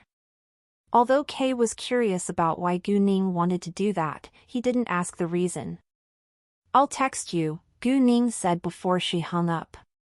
Flying Bird and Flying Eagle rounded their eyes in great shock. How can she know our identity? Although they knew that Gu Ning had no intention to hurt them, they were still alert. How do you know our identities? Flying Eagle asked coldly. If you really trust me, please don't ask meaningless questions. If you're willing to follow my lead, never betray me. I won't treat you unfairly either, but if you're reluctant to do so, I won't force you, Gu Ning said. She wouldn't force them, but she knew that they would agree. Great, we'll follow your lead, Flying Bird answered this time. She had heard of Kay, who was a famous international hacker. Once he acted, it was possible that their names could be removed. In that case, both she and Flying Eagle would be safe. Moreover, Gu Ning had just saved their lives, and there was no reason for her to deny Gu Ning's offer. Gu Ning didn't care that they were in danger, so there was nothing that they should be worried about. Flying Eagle had the same idea, and the two would never leave the other alone. Flying Eagle gave Gu Ning his account and password, and Gu Ning immediately sent it to Kay. 5 minutes later, Kay called Gu Ning back and told her that it was already done. As of this moment, Flying Bird and Flying Eagle had disappeared from this world. Flying Eagle's real name was Gao Yi, while Flying Bird's was Xiaoya. New chapters will be fully updated at novl/bin.com. After that, Gao Yi and Xiaoya left with Gu Ning. Although they were still injured, they were able to walk normally and didn't feel uncomfortable at all. Gao Yi and Xiaoya were surprised, but didn't show it. They knew when they should be quiet. Before they left, Gu Ning used the trafficker's phone to call the police. They left the remote area by driving the taxi. Gu Ning stopped the car in the parking lot inside a shopping mall. She then went to buy 2 sets of clothing for Gao Yi and Xiaoya. After Gao Yi and Xiaoya changed their clothes, they abandoned the taxi, directly taking another car to Tingfei Hotel. While Gu Ning and the other 2 were on their way to the hotel, the police arrived at the warehouse. The group of traffickers was exactly those who they had wanted to arrest these days, and the policemen couldn't thank the person who called them enough. It really was a gift. All of them were arrested without delay. Gu Ning and the other 2 arrive at the hotel around 7 p.m. For their convenience, Gu Ning booked a presidential suite with 2 bedrooms, 1 living room, and a kitchen. Gu Ning used a bedroom, while Gao Yi and Xiaoya shared another. Before long, the hotel sent food materials up to their room, and they planned to cook themselves. They were staying in a presidential suite, so the food was free. Gu Ning went to cook, but Gao Yi felt embarrassed to let his new boss cook for them, so he stopped her. "Boss, please allow me to do that." Gao Yi was almost fully recovered now. "It's fine. I can handle it." "You can have a rest first," Gu Ning declined. Gao Yi then compromised. Around 10 p.m., Ling Xiaoting called Gu Ning. "What are you doing now?" Ling Xiaoting asked. "Get the L-test VLS at .o/v/e/l/by.co. "I'm missing you," Gu Ning replied. Although she sounded like she was teasing, she was truly missing him. Gu Ning's words could always affect Ling Xiaoting easily, especially when she said that she missed him. Ling Xiaoting felt turned on every time. "I miss you too, but we won't leave for Cityting until tomorrow afternoon." Ling Xiaoting was hoarse and slightly displeased, because he couldn't meet Gu Ning as soon as he wanted. "Don't worry about me. I have 2 ace fighters accompanying me now, and I'll be safe." Ling Xiaoting was occupied by his task, so Gu Ning didn't want to bother him. "Didn't you tell me that you'd be alone?" Ling Xiaoting asked. "I met them after I arrived at Cityting. I promise they're really reliable," Gu Ning answered. "Great, then I'll come to you when I'm free," Ling Xiaoting said. He couldn't wait to see Gu Ning in Cityting actually. In fact, he didn't have to join the group to fulfill the task, but he had heard that Gu Ning would be in Cityting, so he had then decided to take it. Gu Ning understood that Ling Xiaoting was a stable man, so she didn't reject. The next morning, Gao Yi's leg was back to normal. He didn't feel any pain at all now. If there wasn't an obvious scar left on his leg, he would probably have believed that his leg had never been injured. Xiaoya was injured more seriously, so she wasn't fully recovered yet, but she felt much better now, and she didn't feel pain unless she pressed on her wound. Both Gao Yi and Xiaoya were astonished that they were able to recover within several days, and now they admired Gu Ning more than ever. Although it was so unusual, they didn't doubt it. Instead, they felt lucky. Around 9 a.m., Gu Ning went to a bank and opened 2 accounts with 5 million yuan in each of them. She then bought 2 smartphones along with telephone cards. When she was back in the room, she gave both Gao Yi and Xiaoya a bank card and a smartphone before she gave them her orders. One had to go rent a contemporary shop at the Street of Stone Gambling, while the other should rent 2 machines as well as a cart and take them back to the shop. Gu Ning didn't hide the truth that she planned to collect a large amount of funds by stone gambling. Stone gambling? Hearing that, Gao Yi and Xiaoya were shocked. Although they didn't know how to play stone gambling, they had heard of it. It was a highly risky business, but it seemed that stone gambling was merely a piece of cake for Gu Ning. Gu Ning explained later, "I have my own special skill, and it's very accurate." Special skill? Gao Yi and Xiaoya couldn't believe their ears, but they didn't ask further. What they needed to do was believe in Gu Ning and obey her orders. After what they had been through yesterday, they didn't regard Gu Ning as a teenager anymore. They then left to fulfill their assignments. Gu Ning, on the other hand, was going to meet Master Tang this morning. She arrived at the appointed private room at 10:50 a.m., but unexpectedly, Master Tang arrived earlier than her. Master Tang was alone in the private room, and his 2 bodyguards were standing outside of the door. Seeing Gu Ning, Master Tang felt the inexplicable intimacy once more, but he didn't mind it. He welcomed Gu Ning at once. "Girl Gu, come and have a seat." "Nice to meet you, Master Tang," Gu Ning said before she sat down. "Please help yourself and order anything you want." Master Tang pointed at the menu beside Gu Ning, then pressed the service bell on the side. Before long, a waiter came inside. Gu Ning didn't hesitate and ordered 2 of her favorite dishes. Master Tang did the same. There were only 2 of them eating, so they didn't order too many. After the waiter was gone, Master Tang asked Gu Ning, "Girl Gu, thank you so much again for what you did yesterday. If it hadn't been for you, I probably wouldn't have survived at the airport in City Tang." "Master Tang, it's my pleasure to help," Gu Ning said. "I do admire your modesty." Master Tang complimented her. Gu Ning smiled a little, because she had heard many people say that. She of course wouldn't ask people to repay her if she was willing to help them on her own.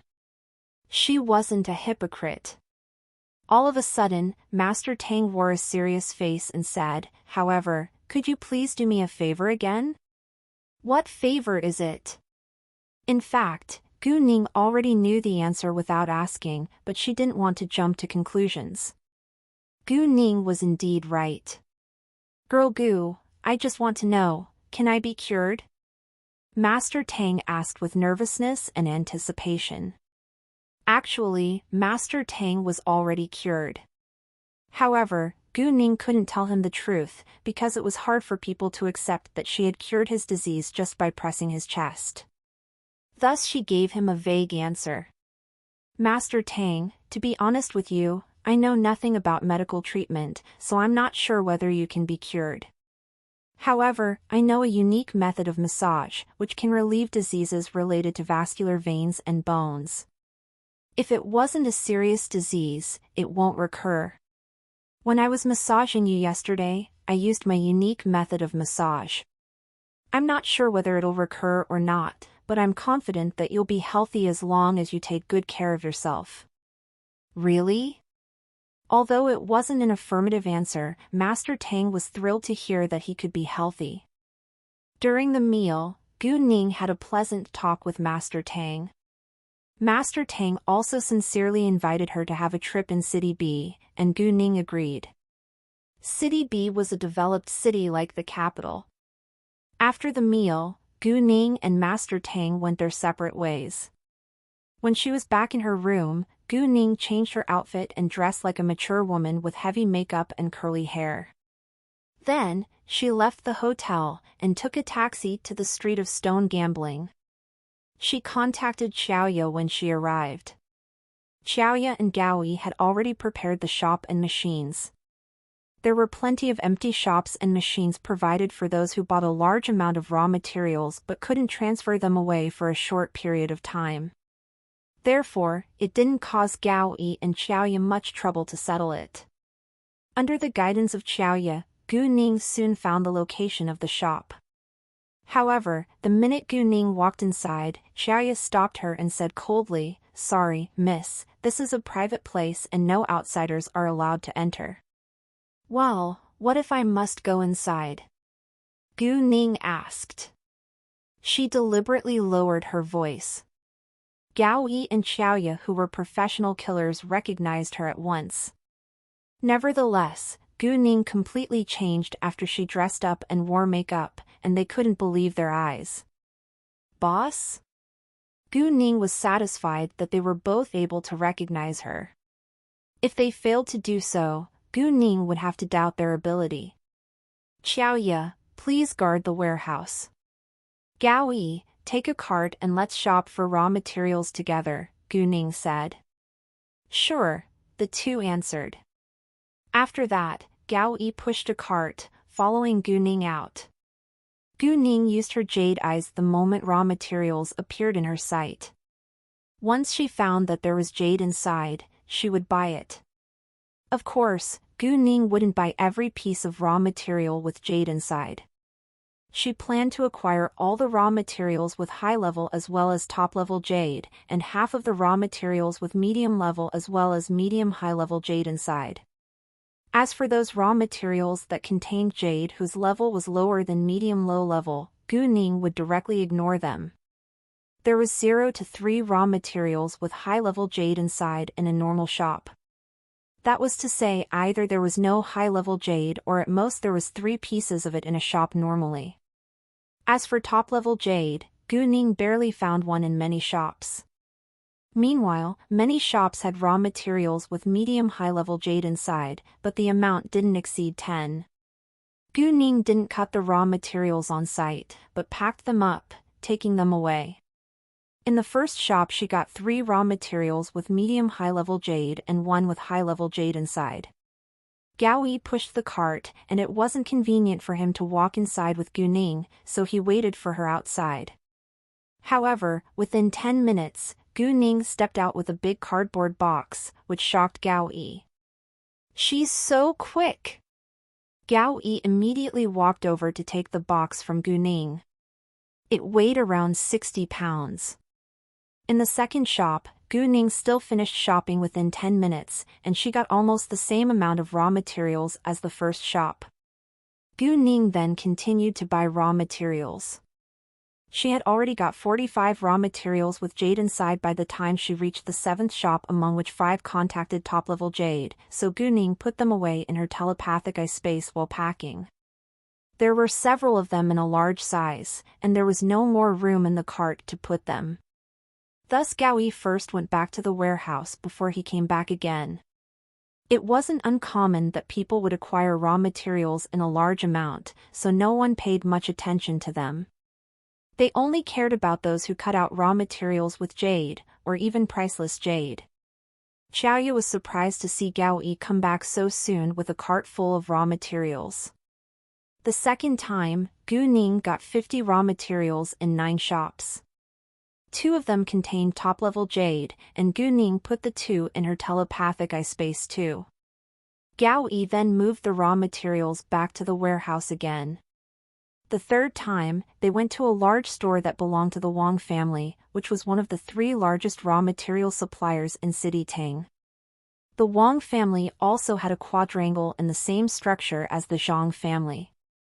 The cheapest raw materials at the price of hundreds of yuan each were in the front hall, while there were rooms ranked as A, B, C and D according to the different levels of raw materials at the back.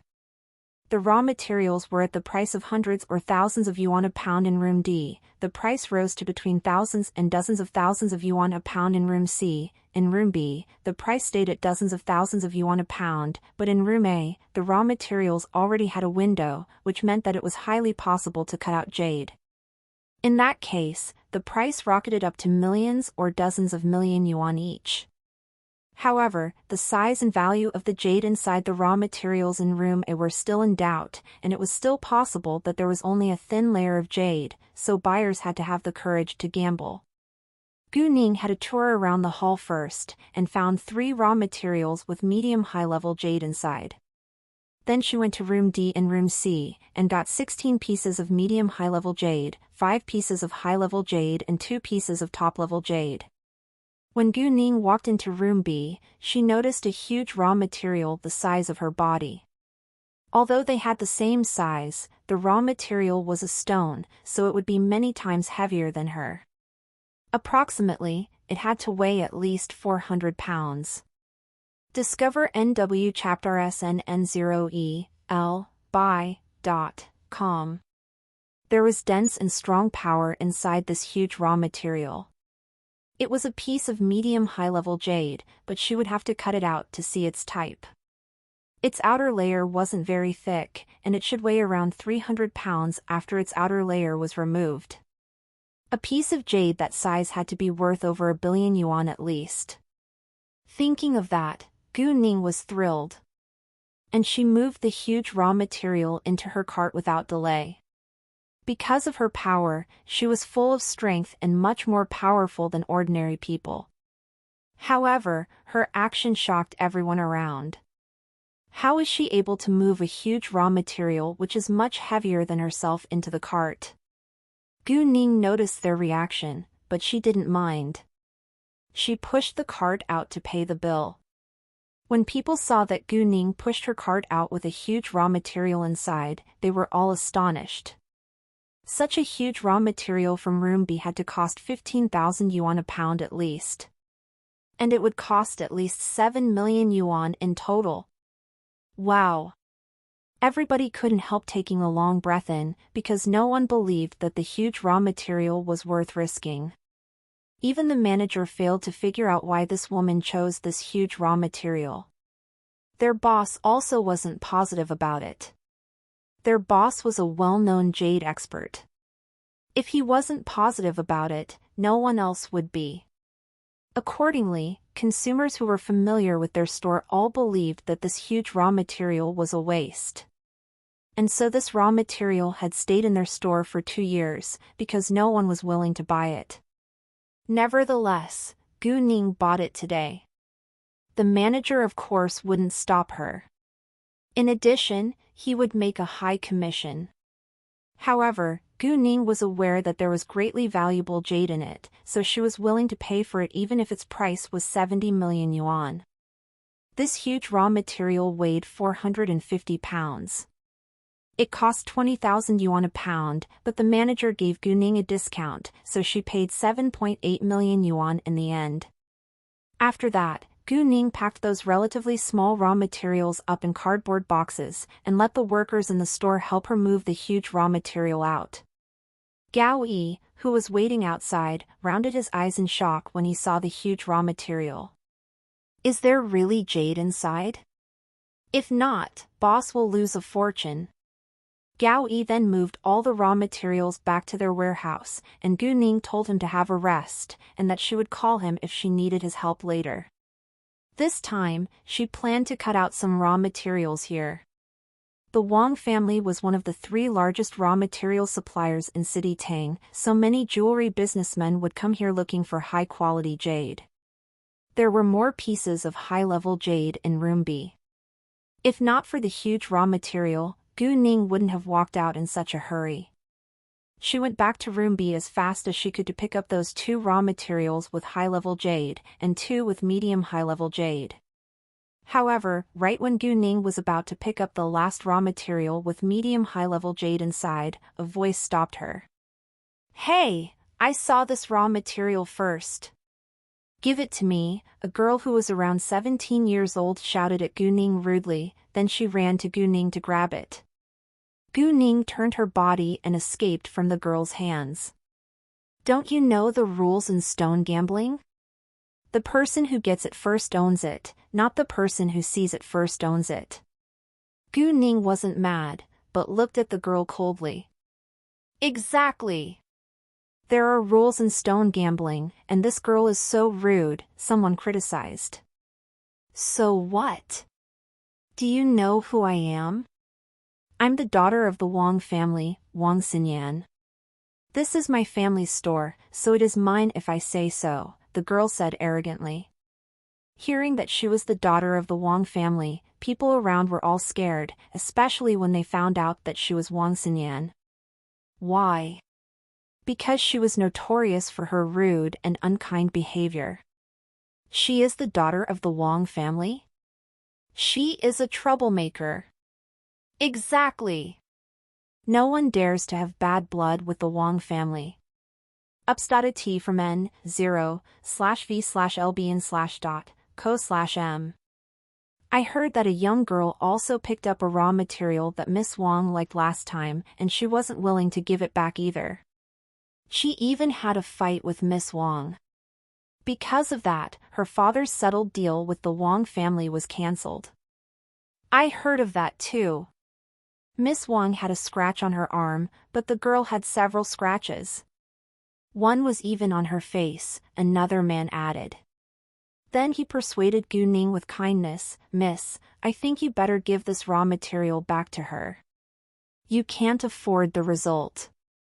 The Wang family was also well known for its rudeness and arrogance in City Tang, because it was not only one of the largest raw material suppliers in City Tang, but the second son in their family was the vice mayor of City Tang.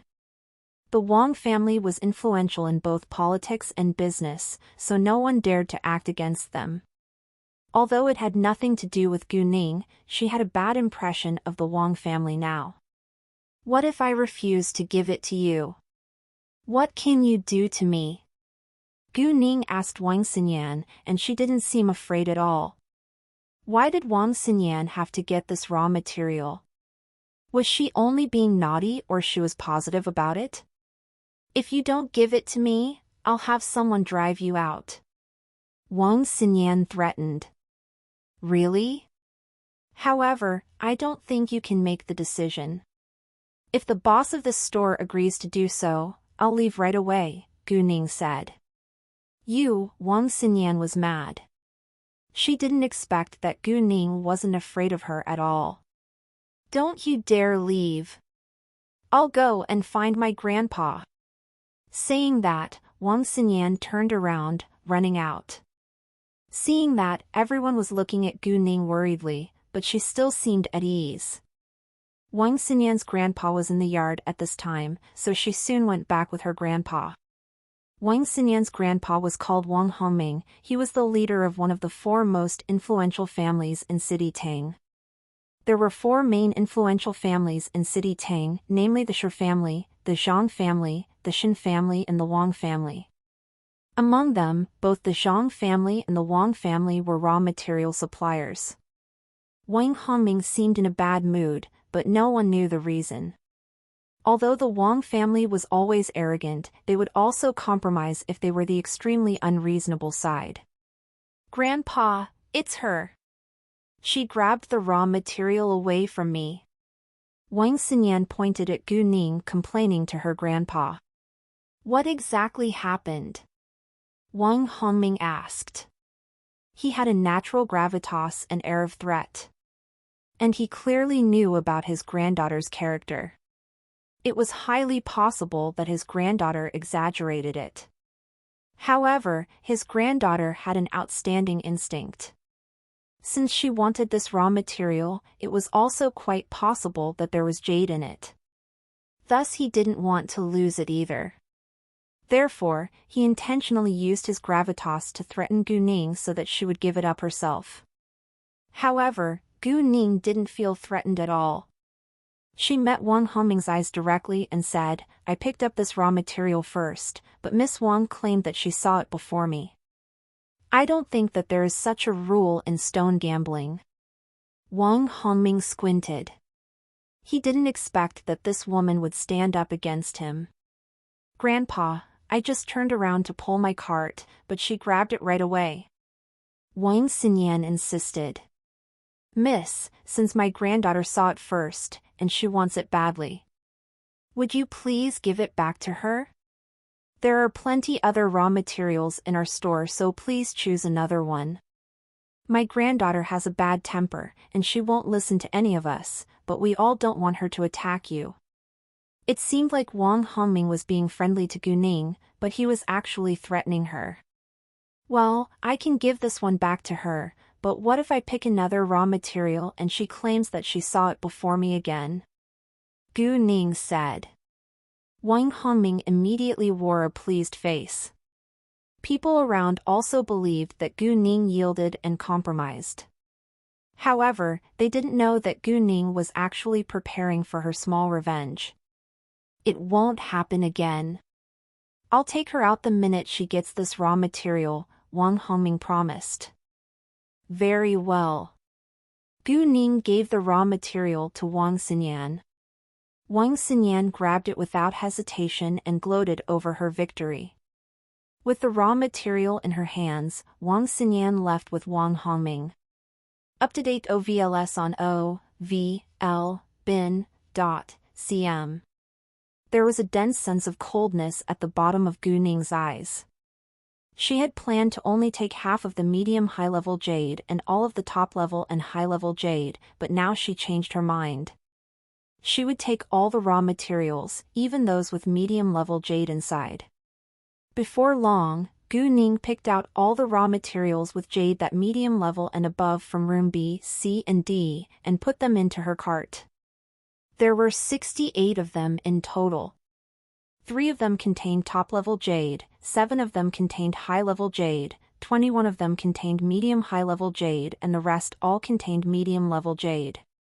Gu Ning didn't even ignore the 2 raw materials with the priceless jade inside that was in room A. One of the raw materials was as big as a basketball, while the other was about the size of a football. Everyone was stunned by Gu Ning's shopping spree of raw materials. Someone even thought that she must be crazy because she was spending money completely like a spendthrift. The manger was also shocked when Gu Ning went to pay her bill. The pile of her raw materials cost 26.8 million yuan in all, and the 2 raw materials from room A were worth 12 million yuan, because they already showed a window of jade inside. The raw material that was the size of a basketball from room A cost 7 million yuan, while the other, which was about the size of a football, cost 5 million yuan. If the jade inside of them was 2/3 of their size after the outer layer was removed, the bigger one and the smaller one would be worth at least 10 million yuan and 8 million yuan respectively. In fact, it wasn't very profitable to buy raw materials in room A, but it was highly possible to make money. People around Gu Ning while she was paying her bill, instead, all felt concerned for her if she lost. Gu Ning settled her bill within seconds. When she had just finished, she heard Wang Xinyan's voice from the area of stone cutting. "There is jade! There is jade inside, Grandpa!" Wang Xinyan raised her voice with excitement. Wang Hongming was also pleased to see that. Gu Ning already knew that the raw material contained jade, so she wasn't surprised.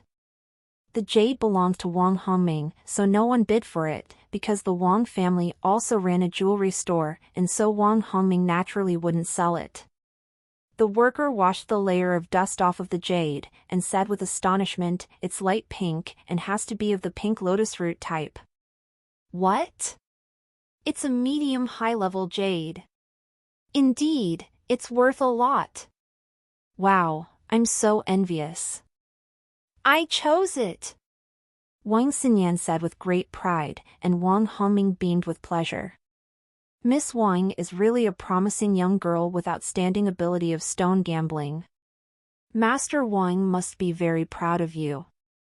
Everyone flattered them continuously. Gu Ning sneered. It was too early to be so happy. She understood that what she was going to do would definitely annoy the Wang family. They would probably try to hurt her secretly, but she didn't care, because she had Leng Xiaoting's support now. And Leng Xiaoting was more than willing to protect her. Speaking of Leng Xiaoting, he was already on a private jet flying to City Ting now. Qin Meng was the pilot while Gu Yueze, who ranked 9th in their team, was the co-pilot. In the plane, Xian Bei, Si Ming and Su Jinchen were chatting casually, but Leng Xiaoting sat alone at the back staring at his phone with affection in his eyes. Si Ming noticed that, and was surprised. He immediately spoke to Xian Bei and Su Jinchen in a low voice, "Hey, look at our boss. He keeps staring at his phone with fondness in his eyes. Is he looking at pictures of beauties?" Xian Bei and Su Jinchen looked to Leng Xiaoting at once. However, Leng Xiaoting clearly heard what Si Ming said, so he put his phone down, giving them a cold look. Thus when Xian Bei and Su Jinchen turned back, they met Leng Xiaoting's cold look right away. They felt like they had both been caught at a crime scene and immediately turned their eyes away. Si Ming panicked too. It felt so bad that they were caught while gossiping about their boss. Although they knew that their boss wouldn't be mad at them because of that, they were frightened under the pressure of their boss's air. Thus Si Ming changed the subject without hesitation. Jinchen, where were we just then? Oh, you just told us that your family introduced a girl to you. How is she? The blind date was so boring.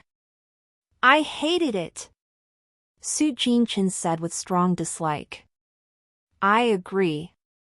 You still have a long life ahead. I don't think you need to worry about that, Xian Bei said. In the Wang family store, people were all astonished when Guning pushed her cart, which was full of raw materials, walking to the area of stone cutting. Jesus! She bought a lot. I think that there are too many of them. Look, there were 2 raw materials with a window.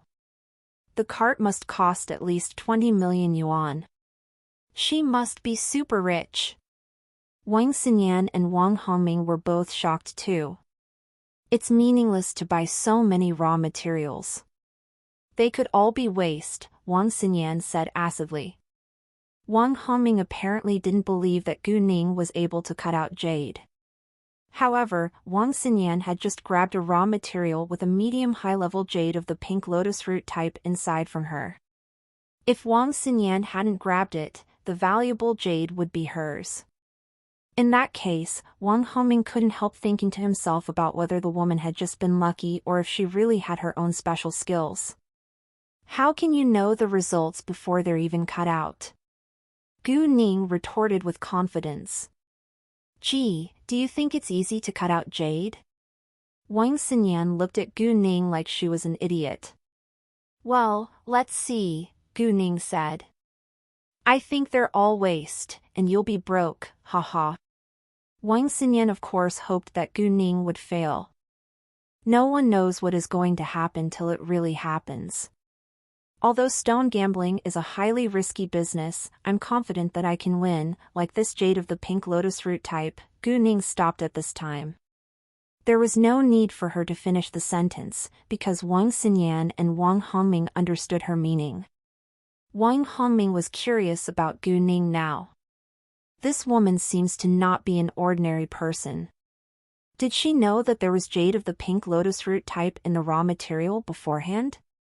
If so, there could be more raw materials with jade inside in her cart. Wang Hongming started to sense that something was wrong. I told you that I saw the raw material before you. Wang Xinyan was reluctant to admit the fact that Gu Ning had also been positive about the raw material. Anyway, we were both positive about it. It makes no difference who the first one was, Gu Ning smiled and sounded sarcastic.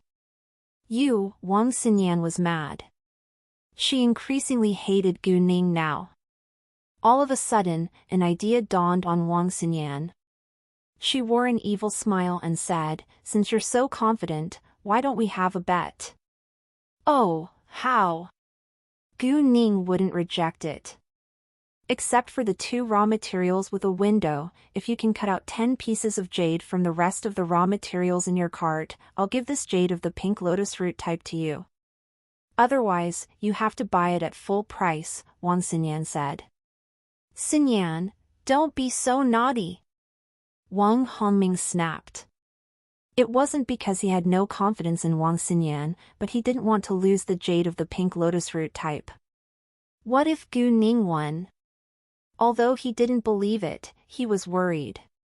And it would be shameful if Wang Xinyan lost. However, in the onlookers' eyes, they believed that Wang Xinyan was taking advantage of Gu Ning. It was universally acknowledged that 9 out of 10 raw materials could be waste. If there were 2 raw materials with jade inside in Gu Ning's cart, it would be great luck.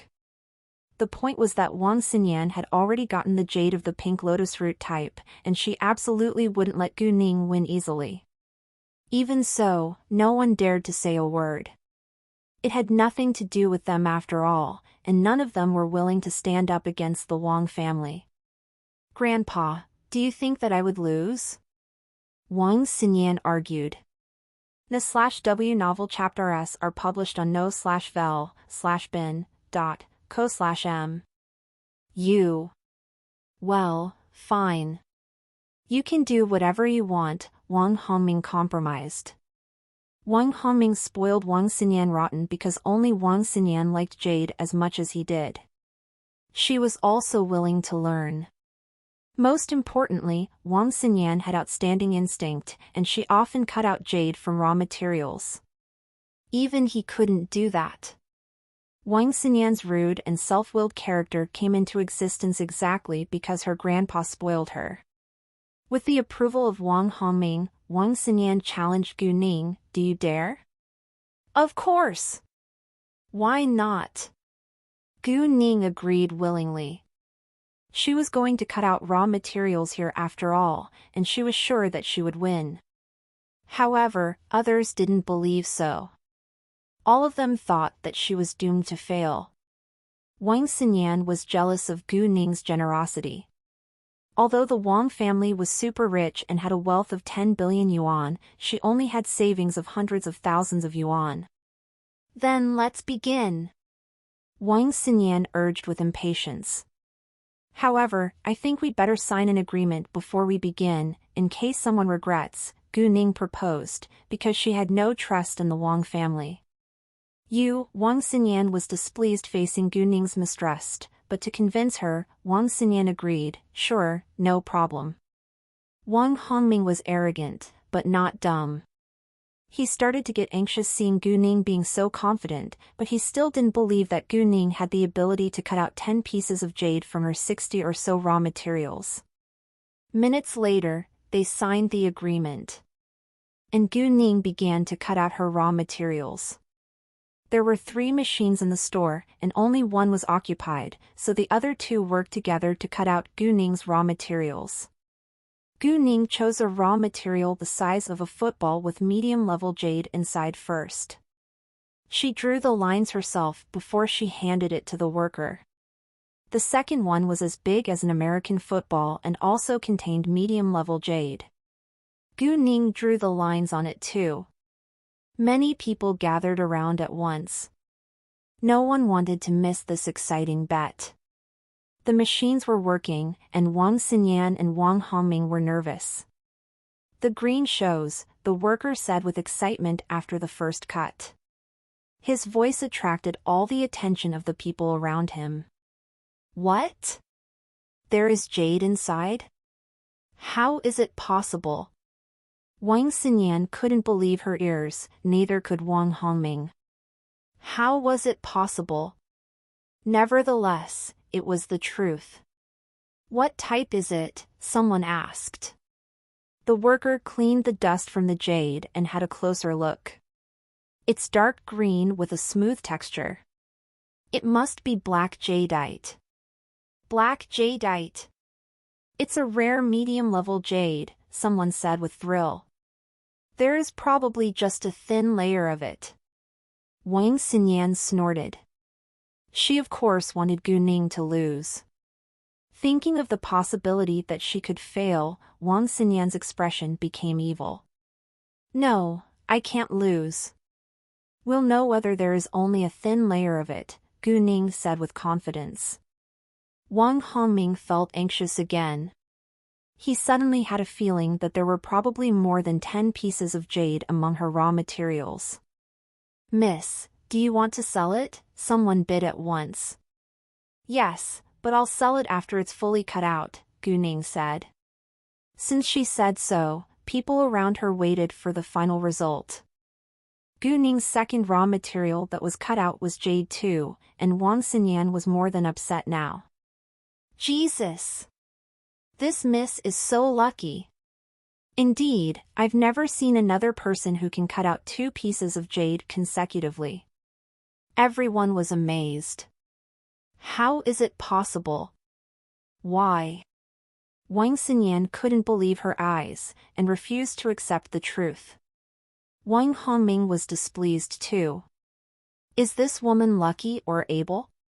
However, no one would believe that she was just lucky to cut out 2 pieces of jade consecutively.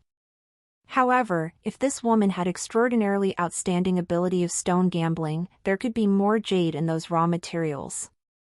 Wang Hongming almost had a breakdown. Normally, the workers would be thrilled to cut out jade, because they could be famous by doing so, but now it was a completely different situation. Their boss didn't want them to cut out jade at all, so their hands were trembling slightly. The raw materials in their hands were like hot potatoes that they wanted to throw away, but they couldn't do that. The second piece of medium-level jade was of the water type. At this time, the third machine was available, so Gu Ning took out the third raw material, still with medium-level jade inside. The green showed within minutes too. Everyone was more than shocked now. Wang Hongming was extremely displeased now, and Wang Xinyan's face distorted in jealousy. Once someone cut out jade, firecrackers would be exploded so that people would be aware of the good news. Meanwhile, more and more people swarmed into the store. Nice to meet you, miss. I'm the manager of Baoyuan Company, Zhang Yan. This is my name card. I hope that we can cooperate someday, a man immediately introduced himself to Gu Ning. Baoyuan Company was a second-tier brand in the jewelry industry. Gu Ning's next goal was precisely to expand her client group for her jade provider business, which she was going to open soon, and jewelry companies were the majority of her potential clients, so she was more than willing to meet the manager. Nice to meet you too. My name's Tang Yining. Gu Ning used the name in her previous incarnation, but wasn't worried that it would cause her any trouble if the Tang family and Qi Ziyue found out. Let alone there being so many different people with the same name. Even if she showed up with the name, Tang Yining, in front of their eyes, they wouldn't doubt it at all, because she had changed completely. Gu Ning then exchanged name cards with the man. Miss Tang, nice to meet you. I'm the manager of Jinyu Jewelry, Qin Yan. Miss Tang, so glad to meet you. More and more managers of jewelry companies came to Gu Ning's side and exchanged name cards with her in search of future cooperation. Gu Ning didn't reject. Within a short time, Gu Ning received 7 name cards including first-line, second-line and third-line jewelry brands. Someone bid the minute that the first jade was fully cut out. 5 million yuan. 5.5 million yuan. 13 million yuan. In the end, the black jadeite was sold at the price of 13 million yuan. To not expose her real identity, Gu Ning had told Kay to open an account in a Swiss bank for her earlier. The Swiss bank had an extremely high-level secrecy system and was well known as the most trustworthy bank around the world. About a quarter of the world's personal wealth was stored in the bank. Politicians, business tycoons and A-list celebrities in the world all put their money in the Swiss bank, which had also created Switzerland's world-famous financial industry. In that case, even if someone wanted to investigate her identity, he or she was doomed to fail. The first deal was finished within minutes. Gu Ning then took out her fourth raw material, and it was the same. Everyone rounded their eyes in great shock. It was shocking enough that she had already cut out 3 pieces of jade consecutively, but it seemed that there was more to come. The second jade was fully cut out later, and was sold at the price of 8 million yuan. Gu Ning's fifth raw material also cut out valuable jade. Everyone was stunned, and no one could believe that it was real. They felt like they were in a dream, which was too good to be true. Explore new ovals on nvelbai.com. Jesus! This is the first time that I've ever witnessed someone cut out 5 pieces of jade consecutively. Indeed! I think there's more jade in the rest of the raw materials. I agree! Many people started to believe that. Why does she look so familiar? Who? Someone asked. I can't remember it now all of a sudden. The news went abroad soon, and more people swarmed inside of the store. Its hull was filled with people now. Stop it now! Wang Xinyan suddenly opened her mouth. If it continued, she was doomed to fail, which was the last thing she wanted to experience in this world. Thus she tried to deny the bet. Although Wang Hongming had the same idea, he felt embarrassed to do so. What this woman had done today was beyond his imagination. He was shocked and regretful, because those raw materials were all from his own store. It was painful for him to see more jade cut out from the rest raw materials, but he couldn't take them back because he had already sold them. What? Do you want to deny the bet? Gu Ning looked to Wang Xinyan asking sarcastically. Hearing that, everyone showed disdain towards Wang Xinyan. Wang Xinyan felt a little embarrassed in such a situation, even though she was usually shameless. However, she raised her voice and said, "If so, what can you do to me?" She didn't believe that Gu Ning could handle her. She was the daughter of the Wang family. "What do you think, Master Wang?" Gu Ning said to Wang Hongming. It sounded so sarcastic and provocative. Wang Hongming flushed a little. He knew that it was embarrassing, but he sincerely didn't want it to continue, so he used an excuse. Since Miss Tang already cut out so many pieces of jade. I don't think that you lack the jade of the pink lotus root type at all. Why don't we stop right now? Master Wang, you must be kidding me. This jade of the pink lotus root type is worth at least 20 million yuan. Why should I abandon it? Well, I'm not an unreasonable person either. If I win, you don't have to give this jade of the pink lotus root type to me, but you have to pay me the same amount of money as its price. The Wang family is a well-known super-rich family in City Tang, so I think that 20 million yuan is barely anything to you, right? Gu Ning said, still in a provocative way. Wang Hongming was displeased and slightly mad. Although 20 million yuan truly was nothing for the Wang family, he wasn't willing to give it to a stranger out of the blue. Miss Tang, are you sure? Wang Hongming asked and threatened. Why not? Your granddaughter is the one who proposed the bet, and now she wants to deny it? Don't you think that it's shameful? Gu Ning asked coldly. She wasn't weak or a chicken. The crowd burst into discussion at once. Exactly. They have no right to do that. The Wang family is an influential family. It's so inappropriate for them to do that. Indeed. I saw Miss Wang grab the jade of the pink lotus root type from Miss Tang just then with my own eyes. What? It's so shameful. It's not the first time the Wang family has done such a thing either. Although the Wang family was powerful, it wasn't dominant, so many people still dared to discuss it. Especially the representatives of the jewelry companies, they stood with Gu Ning and weren't afraid of the Wang family at all, because the power behind them was much more influential than the Wang family. Wang Hongming was embarrassed, but couldn't vent his anger in public, because it would give others ammunition. Thus he tried his best to curb his anger and said icily, "Fine, you can continue cutting those raw materials. If you win, I'll pay you the same amount of money as its price." The Wang family didn't lack jade, but it didn't have many pieces of medium-high-level jade either, so he would rather pay Gu Ning the money and keep the jade. Grandpa, Wang Xinyan disagreed. Shut up. You brought this up, and you must bear the result, Wang Hongming snapped. He was now a little annoyed at Wang Xinyan's self-willed personality. If she hadn't made the bet with Gu Ning, it wouldn't have ended up like this. Grandpa, we're one of the most influential families in City Tang, and my uncle is the vice mayor. Do we have to care about a stranger?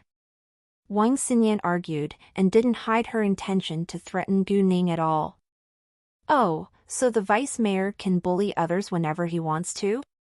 Shouldn't a government officer be upright and reasonable? Why is your uncle the opposite? Moreover, the vice mayor isn't the most powerful man in the city. What if someone in a higher position than your uncle finds out about what you've done? What will happen to your uncle? Gu Ning said. Actually, Wang Hongming wanted to see whether Gu Ning would panic because of their family's network, but unexpectedly, Gu Ning wasn't afraid at all. Xinyan, shut up right now. This is your own business, so don't involve our whole family and your uncle. I don't want you to cause any misunderstandings, Wang Hongming criticized Wang Xinyan. He indeed was worried that his second son would be affected. If his son's career was damaged, the Wang family would be hurt too. In addition, the Wang family had never encountered such a trouble before today. This woman doesn't care about our Wang family's power. Does she have more powerful backing? Wang Hongming couldn't help thinking to himself. Wang Xinyan was reluctant to accept it, but didn't dare to utter another word, so she compromised in the end. She could now only wish that Gu Ning wouldn't cut out more pieces of jade. The gamble went on. Within minutes, the 6th piece of jade was cut out and sold. Every time Wang Hongming heard that there was another piece of jade in Gu Ning's raw material, he became more upset. Gu Ning had cut out a lot of pieces of medium-high-level jade till now. Full 0W current novels on n/o/v/3l/b in.co/m. However, the workers were feeling tortured. They now could only hope that their boss wouldn't vent his anger on them. Otherwise, they could be fired. When the 7th piece of jade of the hibiscus type was cut out, a worker's hands were trembling and there was a dense layer of sweat around his forehead. How is it possible? How? Wang Xinyan almost cried in anxiety. Wang Hongming gave up right then. He knew that they would definitely lose, and was more jealous of Gu Ning's ability of stone gambling. Oh, I remember it now. All of a sudden, the man who had said that Gu Ning looked familiar opened his mouth again. I read the news on the internet. There was a woman who cut out 4 pieces of medium high-level and high-level jade continuously in City G the other day, and she made 345 million yuan at that time. Everyone regards her as the Queen of Jade. I think that she is probably the Queen of Jade. What? The Queen of Jade? People were all shocked, looking to Gu Ning. Wang Hongming had heard of it too, but didn't believe it, because he thought that it must be a publicity stunt or the woman was just lucky, but now. If this woman before his eyes was the Queen of Jade, the news had to be the truth, because she had already shown her ability in front of them. Thinking of this woman's extremely outstanding ability, Wang Hongming gave the raw materials in Gu Ning's cart a worried glance. Is there a piece of jade in every? Wang Hongming didn't dare to continue thinking about it, because he couldn't accept the truth. Someone immediately used his phone to take pictures of Gu Ning. Gu Ning noticed that, but she didn't stop him. Since she changed her outfit and appearance, she wasn't afraid that someone would recognize her. Before long, a piece of news with the title "The Queen of Jade cut out more highly valuable jade in City Tang, to be continued," was released. Not many people knew who the Queen of Jade was, but the news was shocking enough. Citizens in City Tang were all aware of the high risk of stone gambling. Thus they were all curious as to why it suddenly became so easy to cut out jade. Some searched the Queen of Jade on the internet at once, and there was more astonishing news about her. There were photos attached too. Although it was only a profile, it still wasn't difficult to recognize that the woman in the photos was the woman in front of their eyes. And people were all astonished by the amount of money she had made. She had made 345 million yuan last time with 4 pieces of jade, and this time she got 6 pieces of jade, which meant that she was going to make even more money. Although the majority that she cut out was medium-level jade, and its price was much lower, it was already a fortune in ordinary people's eyes.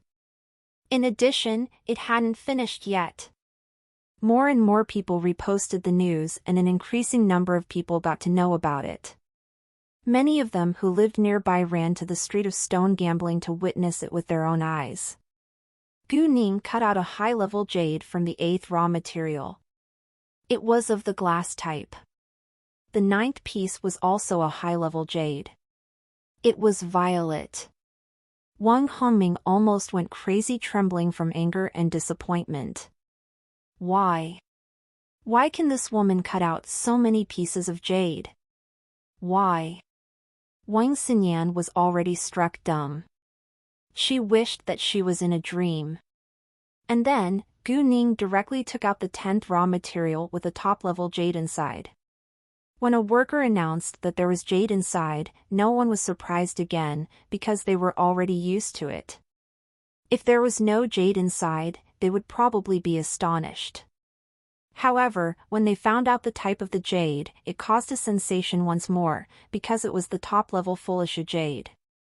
The worker had been working in this industry for at least 7 years, but he had never cut out a single piece of top-level jade, which was the reason why he was so excited. If his boss was going to fire him because of that, he wouldn't say a word.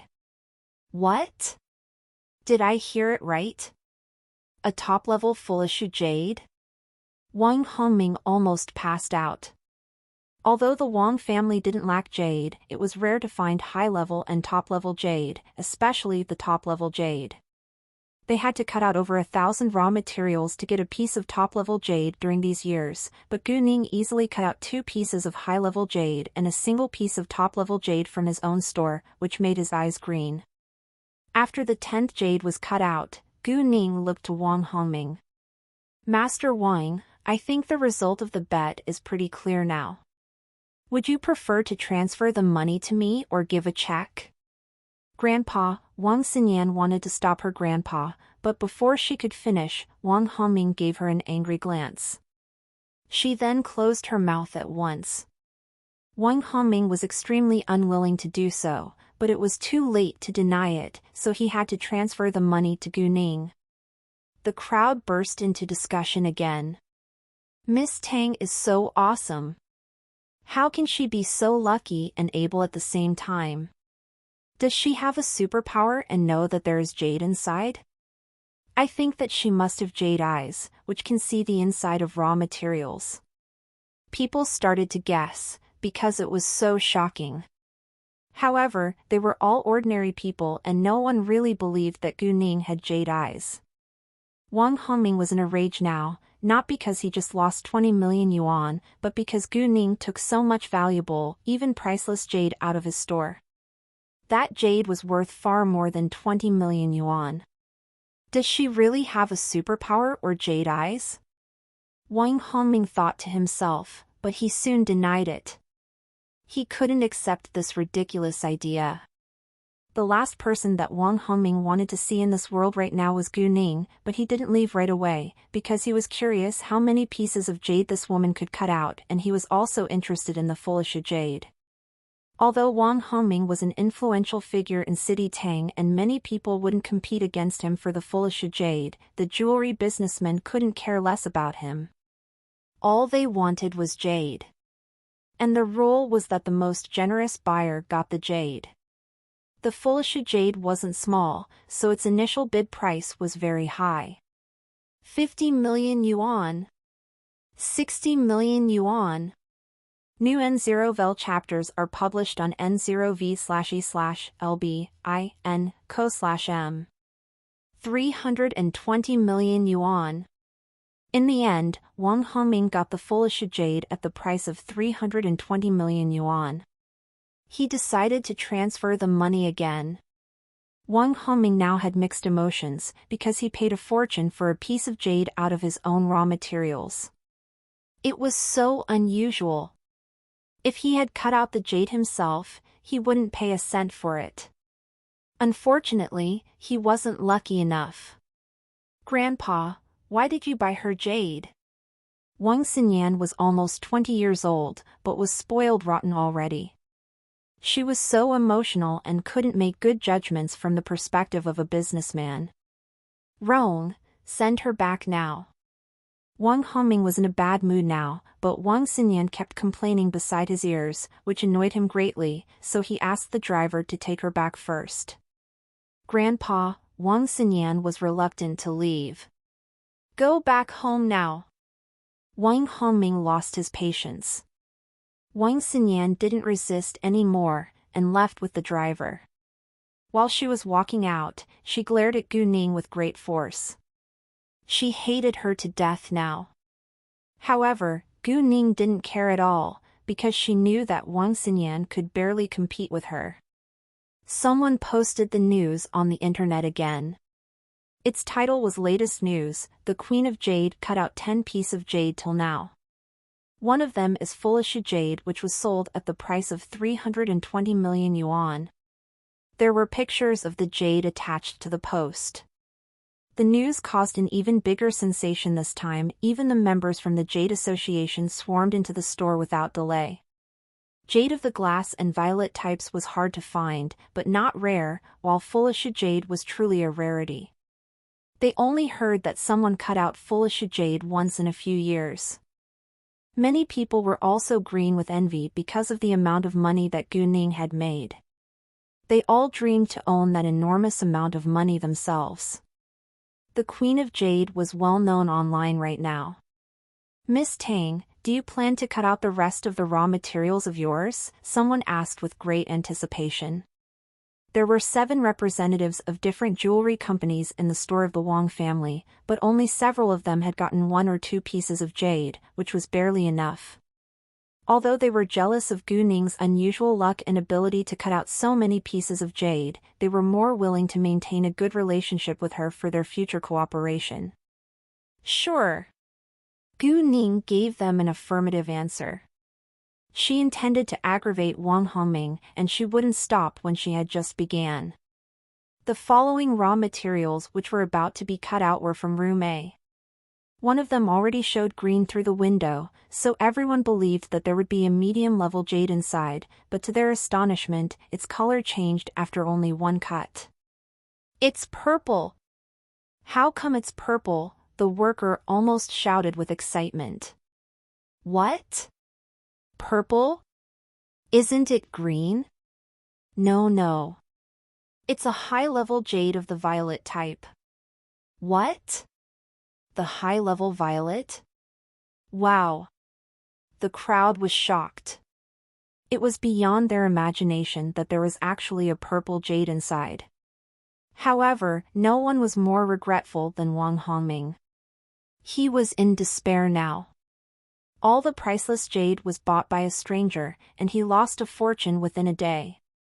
He had thought that there was merely a medium-level jade in the raw material with a window, so he didn't pay much attention to it. However, there was something more exciting to come.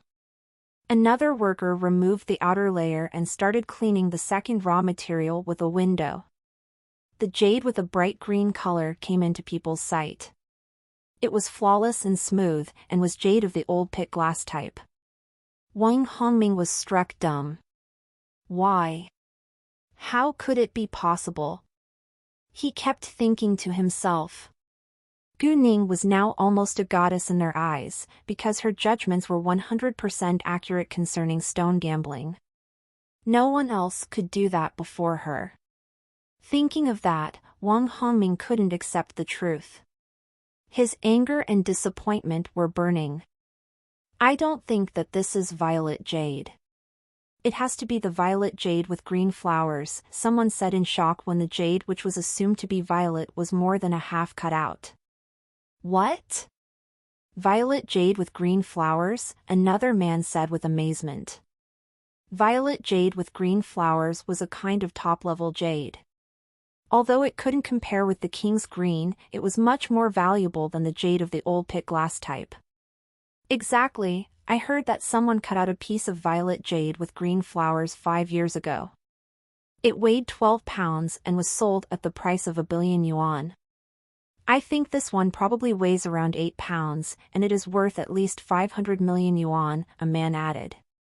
Everyone was astonished by its price, but at the same time, some were also mad that the man revealed its real price already, because in that case they couldn't deliberately bid a lower price for it. However, even now, no one was more astonished than Wang Hongming. He had controlled himself to stay calm for so long, and now suddenly he sensed his blood was rising in his throat. He immediately gave his secretary a hint and walked away with him without delay. Gu Ning noticed every detail of Wang Hongming's reaction. She understood that he had gotten too mad and finally lost control now. The minute that Wang Hongming walked out of the store, he spat a mouthful of blood and almost fell. Luckily, his secretary supported him on time. Meanwhile, his chauffeur came back, so he drove Wang Hongming to the hospital at once. Gu Ning used her jade eyes to see what was happening outside, but she had no sympathy for Wang Hongming at all, because he deserved it. She had no intention to hurt him in the very beginning. If Wang Hongming let it go after that, she wouldn't behave against him again, but if he was going to revenge himself on her, Gu Ning absolutely wouldn't yield. In fact, from what Gu Ning already knew about the Wang family, she understood that Wang Hongming wouldn't let it go easily. Some people on the street saw Wang Hongming spitting blood and began to discuss it. "Hey, I saw Master Wang spitting blood on the street just then." "What? Master Wang spat blood? It's understandable. He lost so many pieces of valuable jade within a day." All West ch.rs on n.o/vli/n/.cm. Exactly. If I were him, I couldn't accept it either. It's so shocking, by the way. Who is this Tang Aining? She is so unbearable. Indeed, I'm so jealous of her. There were more people who arrived after they read the news. They only knew that someone continuously cut out many pieces of jade, but didn't know the types of those jade. To their amazement, they had the rare chance to see the jade of the violet with green flowers and old pit glass types. They all believed that they had to be in a dream, because it was too good to be true. Other than the shock, admiration and jealousy, Gu Ning also sensed hostility from the people around her. She had made an enormous amount of money within a short time, which was quite noticeable. There were many thieves and robbers around the street all the time, because the street of stone gambling was where rich people gathered. However, Gu Ning didn't care. She had already prepared well for it, since she chose to cut out raw materials in public. If those thieves and robbers dared to attack her, they better be mentally prepared to bear the result. More representatives of jewelry companies were busy chatting with Gu Ning and exchanged name cards with her. She already had 16 name cards in her hands till now, including 13 domestic jewelry companies, which covered 2/3 of the popular jewelry brands in this country. And the other 3 were international jewelry companies. Zhao Yifeng also came to the store like everyone else, but he didn't recognize Gu Ning. And Gu Ning treated him the same way as others in order to not expose her real identity. Zhang Deqing arrived later as well, along with several old men at the same age. They were more than shocked when they found out the types of the jade. An old man came to Gu Ning and asked with excitement as well as politeness, "Are you Miss Tang who cut out all the jade?" Actually, he recognized her at first sight but still asked the question out of politeness. "Yes, I am. May I know your name?" Gu Ning replied politely. The old man was slightly surprised by Gu Ning's good manners.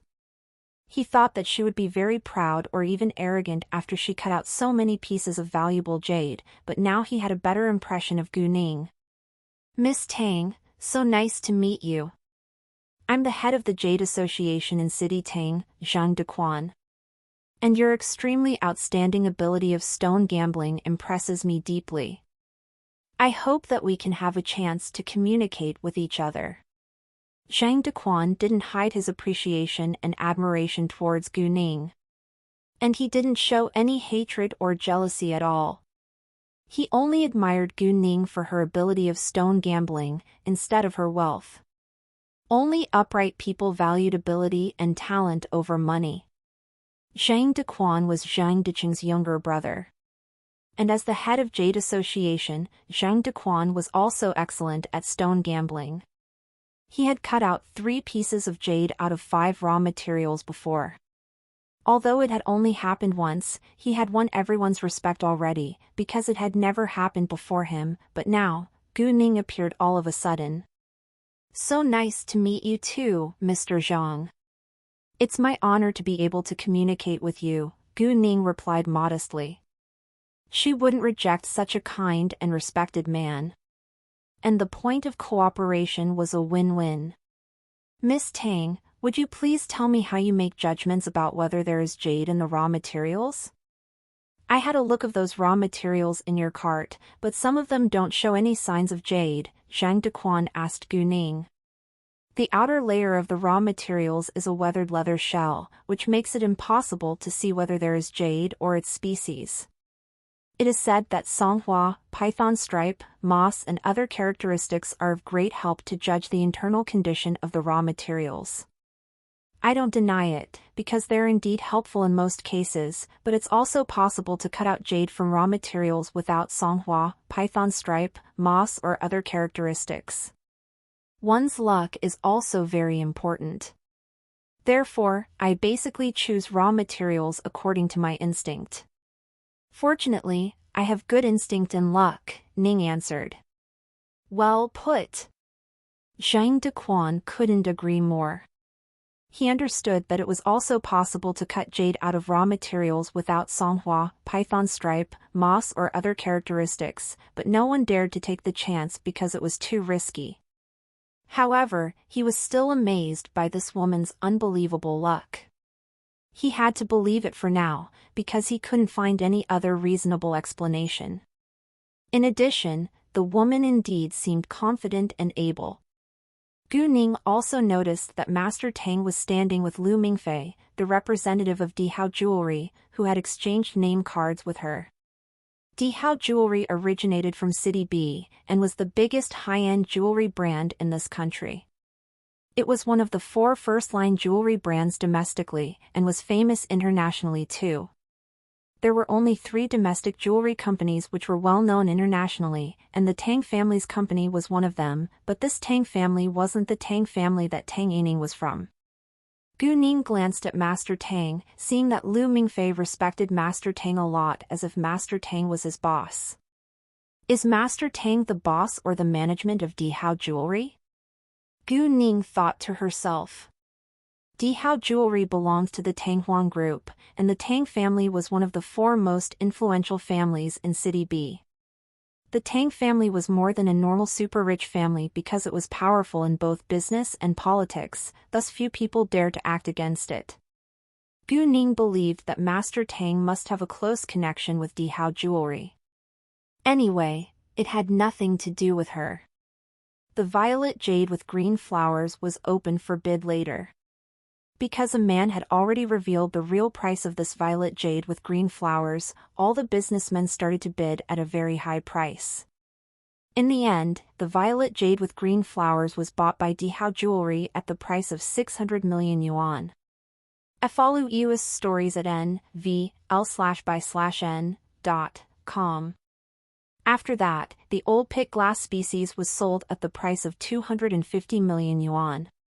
Gu Ning continued to cut out the rest of her raw materials and more pieces of jade came out continuously, but she only cut out medium-level jade for sale. The minute that Leng Xiaoting got off the plane at the military division, he told Su Jinchen and the others to keep an eye on their opponents before he came back. Then he abandoned them and left, which surprised Su Jinchen and his other teammates. "Wait, what's going on here?" "No idea. I think our boss has been acting strange recently. He is always in a hurry to meet someone." "Exactly, he even abandoned us.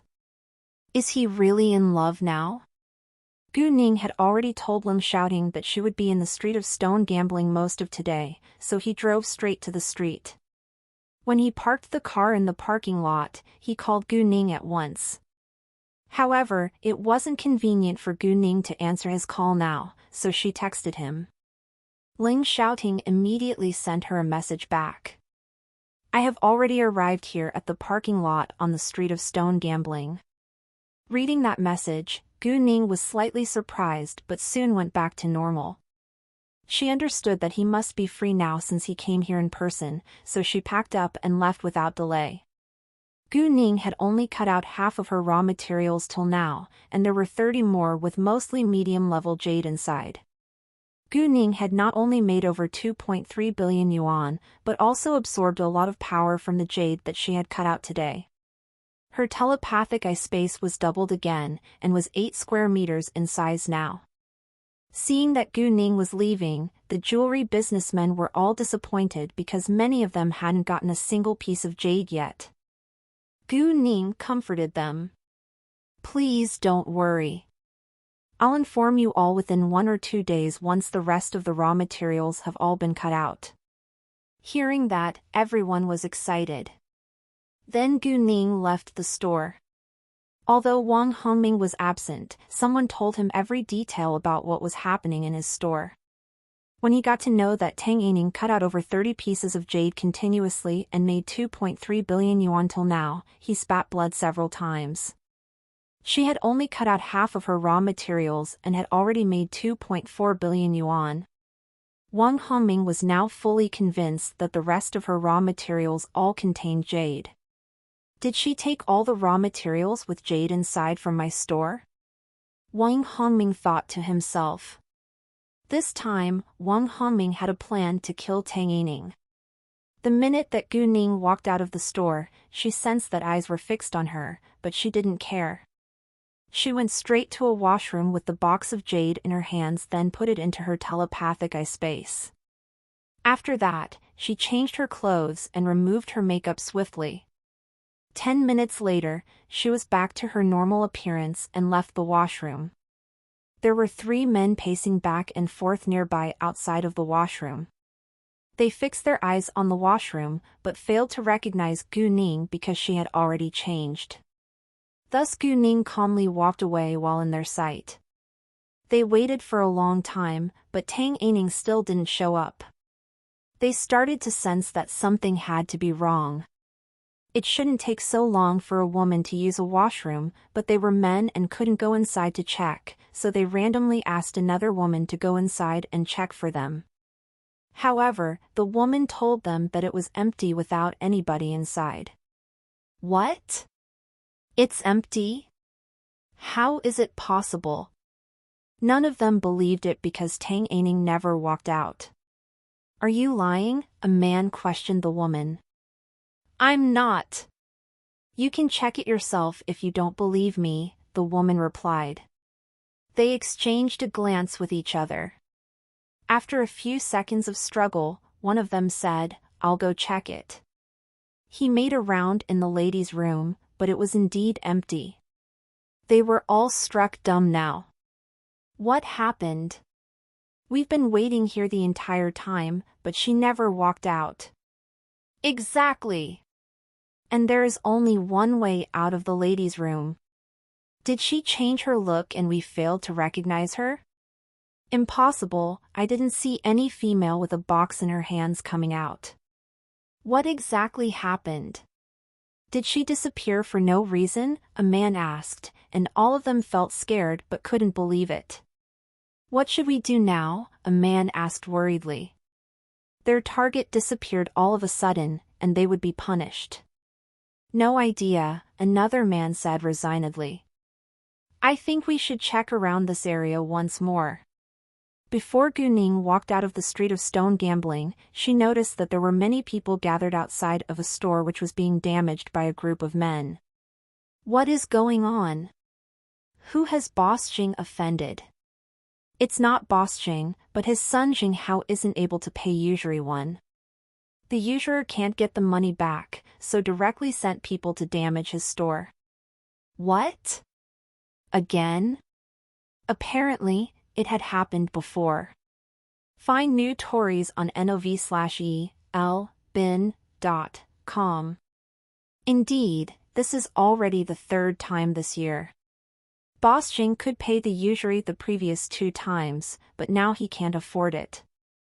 Well, I have a deep sympathy for Boss Jing. His wife passed away at an early age without any children. He loved his wife very much and wasn't willing to marry again. Then he adopted Jing Hao out of kindness.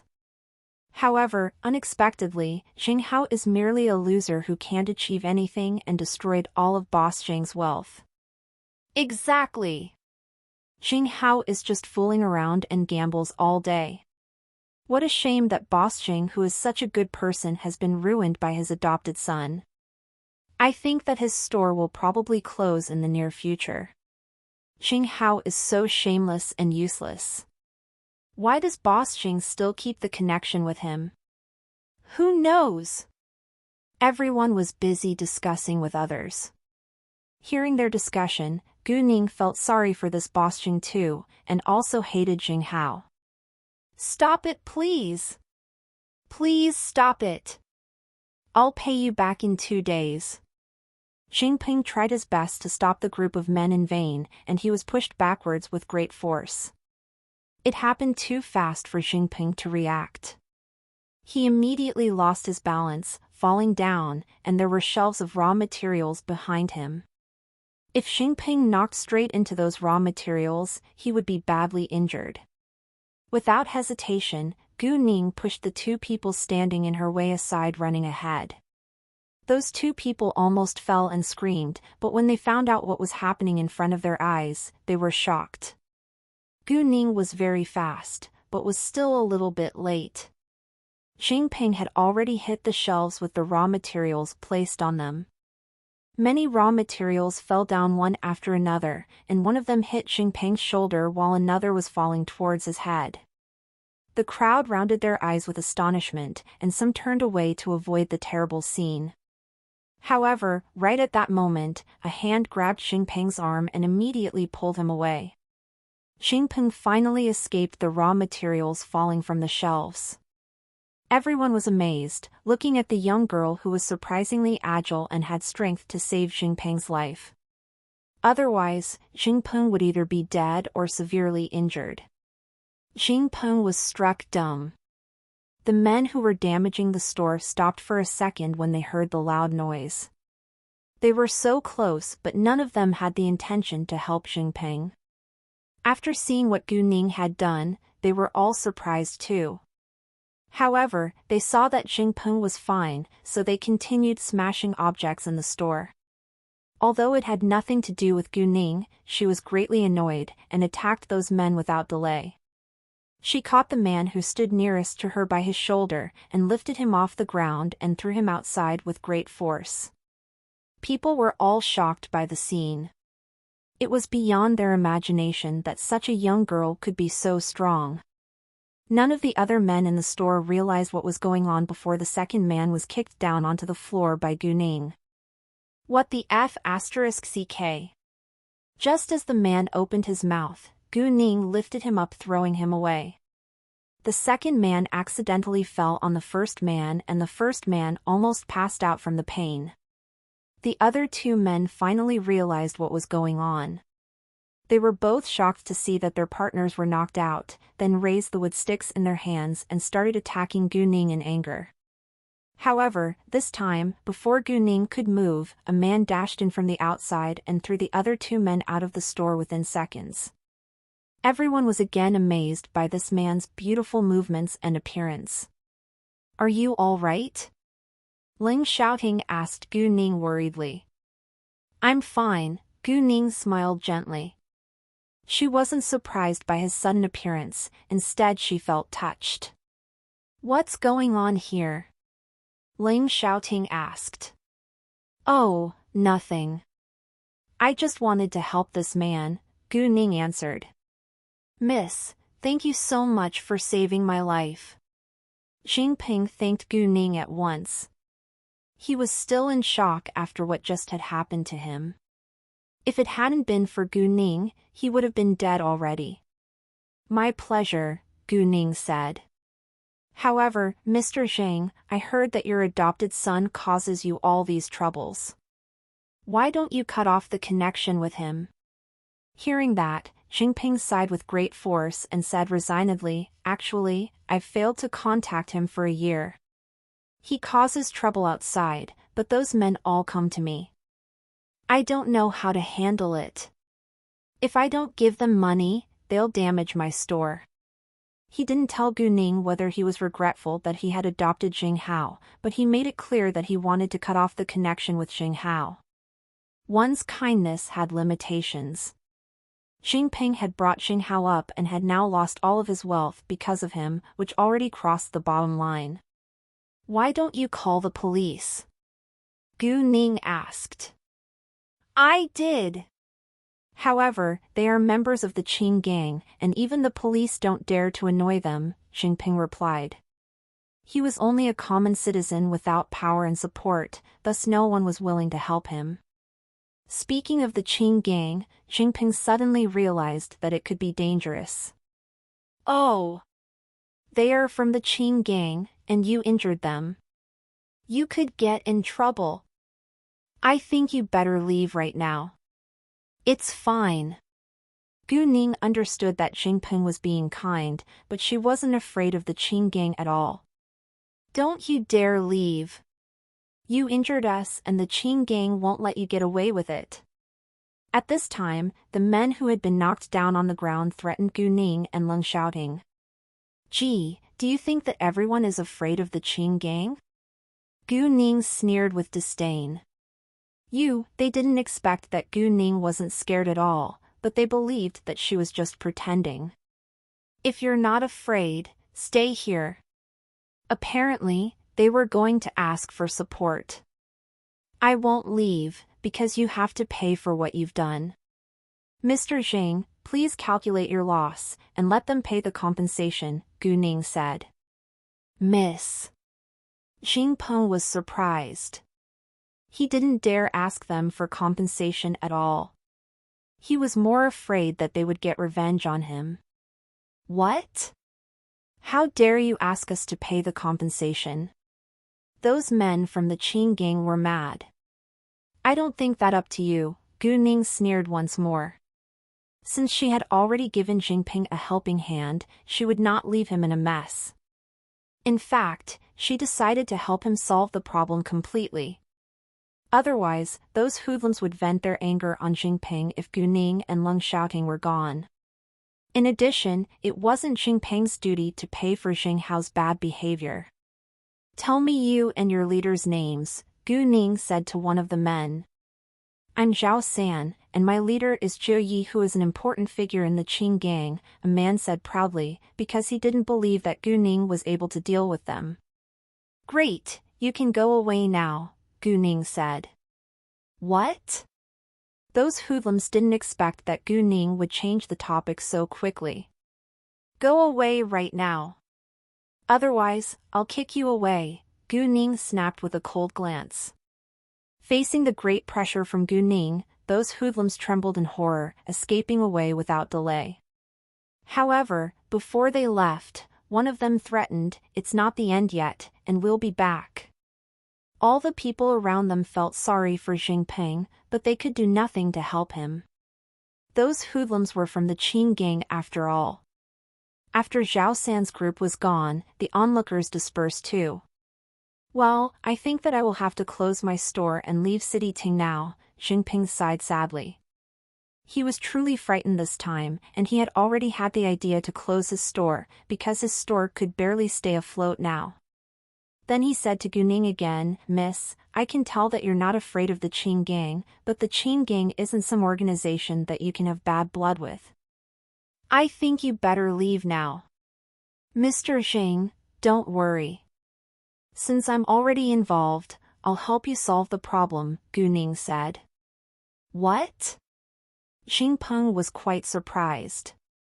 He didn't have any hope that someone would be willing to help him out of this mess. Although Xingpeng was indeed in need of help, he didn't want other innocent people to be involved, so he declined. "Miss, I understand that you're kind and warm-hearted, but you could be in danger once you annoy the Qing gang. FIDDEU up TS on N, O, V/E/LN.com. Xingping didn't want her to be in danger because of him, which proved that he was an upright man. Actually, Gu Ning had her own plan too. She was looking for an upright man to help her manage the jade provider that she was going to open, and Xingping was a great choice, but she still needed time to know more about Xingping. However, since he was able to run such a big store, he must be able to some extent. Gu Ning made up her mind to purchase raw materials herself so that she could get all the raw materials that contained jade. If the Qin gang is going to get revenge on you, do you really think that you can get rid of it? Gu Ning asked. Hearing that, Xingping was struck dumb and his face immediately turned pale. Indeed, if the Qin gang was determined to get revenge on him, he absolutely couldn't escape from it. The Qin gang's influence stretched across this whole country. Gu Ning thought for a while before she said, "Mr. Zhang, if you're going to close this store, I would like to hire you as my employee in my jade provider company." "What do you say?" "What?" Xingpeng was surprised. This young girl runs her own business? Gu Ning took out a piece of name card from her backpack, handing it to Xingpeng. "This is my name card. I've heard many positive comments of you from the citizens around here. I believe that you're also an excellent businessman, and I lack an aide like you right now. If you're willing to work for me, we can have a deeper conversation." Xingpeng didn't answer immediately, but hesitated for a while. "If you don't mind that I may cause you trouble from the Qin gang, of course I'm willing to work for you."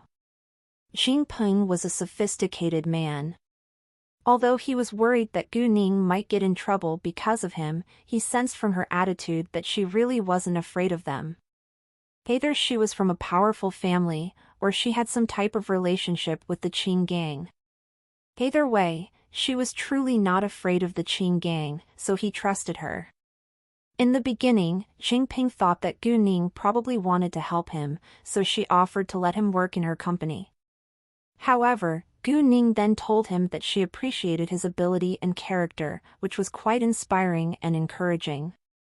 Therefore, Xingping accepted her offer. He wasn't worried that Gu Ning could be trying to deceive him because she had saved his life. And he was willing to follow her lead. "Very well, then Gu Ning suddenly stopped, because she thought of Leng Xiaoting, who had been ignored for so long. She felt a little guilty, looking at Leng Xiaoting. Leng Xiaoting noticed, and said, "Don't worry, I'm free today." In fact, Leng Xiaoting badly wanted to be alone with Gu Ning, but he understood that she needed to work. Gu Ning felt moved due to Leng Xiaoting's consideration. She also wanted to be alone with him, but business was more important right now. After that, Xingpeng guided Gu Ning and Leng Xiaoting up to the second floor. Xingpeng's store was 40 square meters in size with 2 stories, and he normally discussed business with special guests on the second floor. Gu Ning and Leng Xiaoting sat down, while Xingpeng went to prepare cups of tea for them. "Uncle Xing, the thing is that I'm going to open a jade provider," Gu Ning said. Since Xingpeng agreed to work for her now, there was no need for Gu Ning to call him Mr. Xing like a stranger.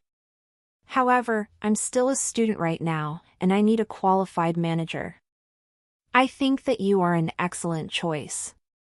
You don't need to worry about the source of raw materials or clients, because I'll handle them. All you need to do is manage the company well." "What? A jade provider?" Xingpeng was shocked. A jade provided required a large amount of raw materials, while stone gambling was a highly risky business. It was hard to cut out jade, let alone a large amount of it. Otherwise, there would be many jade providers in the market instead of just a few. Moreover, it was even harder to cut out high-quality jade. "Yes, I have my own skills of stone gambling, and it's not difficult for me to cut out jade. Otherwise I wouldn't have had the idea to open a jade provider. I trust you, so I will tell you the secret, and I only hope that you can be loyal to me," Gu Ning said. Her own skills of stone gambling? Hearing that, Xingpeng was surprised. This young girl was totally beyond his imagination. Jinping then said with sincerity, "Miss Gu, since I'm willing to follow your lead, you absolutely have my loyalty. I think that I can prove it in the coming days." Indeed, actions spoke louder than words. Although Gu Ning was willing to trust Jinping, it didn't mean that he was completely trustworthy.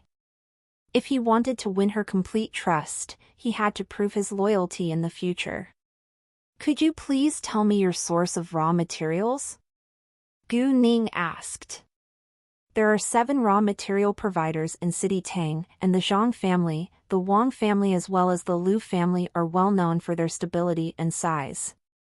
We need to sign contracts with them, and once we sign the contract, we can't cooperate with other raw material providers anymore. As for me, I purchase raw materials from the Wang family," Jinping replied. "The Wang family?"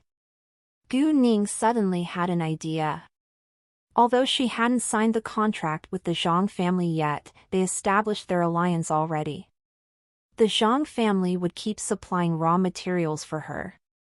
However, all she wanted was raw materials with jade inside, and the Zhang family couldn't satisfy her need. She couldn't take all the raw materials that contained jade away from the Zhang family after all, but the Wang family was different. There was already a grudge between her and the Wang family, and she naturally wouldn't be considerate for them. Gu Ning thought for a while before she opened her mouth. "Uncle Zhang, please take me to purchase a batch of raw materials from the Wang family under your name tomorrow." "No problem," Jinping answered.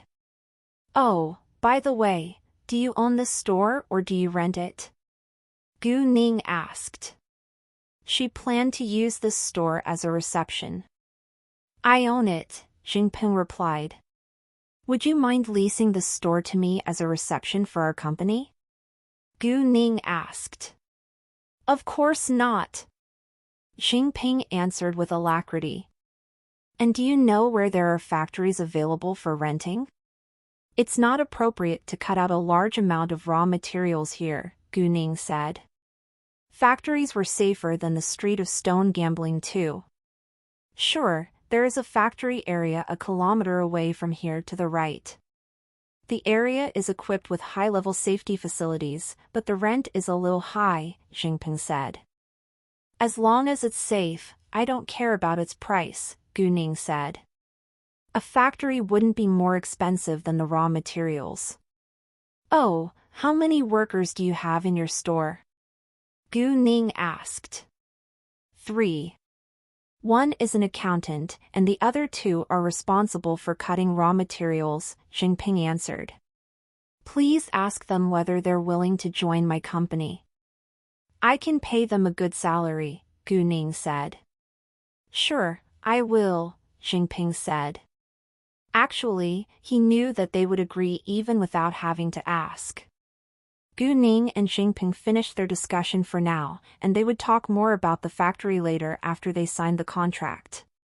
After that, they signed the contract for leasing the store and Gu Ning transferred a year's rent to Jinping. She needed to register her company first before she was going to be able to sign the labor contract. When they walked out of Jinping's store, Ling Xiaoting said to Gu Ning, "Let me help you with the registration." "Great!" Gu Ning didn't reject. It would take a long time if she went to do it herself. Gu Ning then handed all of the documents to Ling Xiaoting. The name of her company was Colorful Jade Provider. She had done her homework beforehand, and the name wasn't registered yet. It was 5:30 p.m. already, so Ling Xiaoting planned to deal with the registration tomorrow. Gu Ning along with Ling Xiaoting went to go eat. However, before they left the street of stone gambling, Gu Ning received Xiaoya's call. She didn't realize that they were still in the store until now. Xiaoya told Gu Ning that some people had caused trouble in their store. Gu Ning was displeased and went straight back to her store. Ling Xiaoting followed Gu Ning, going back to her store.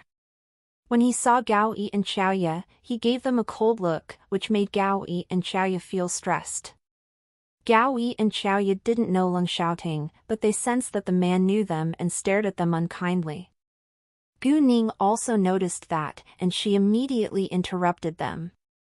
They both work for me. Leng Xiaoting drew his look back, but remained silent. Explore Tati stories at no/l/bin.cm. And he's my boyfriend. Please don't worry.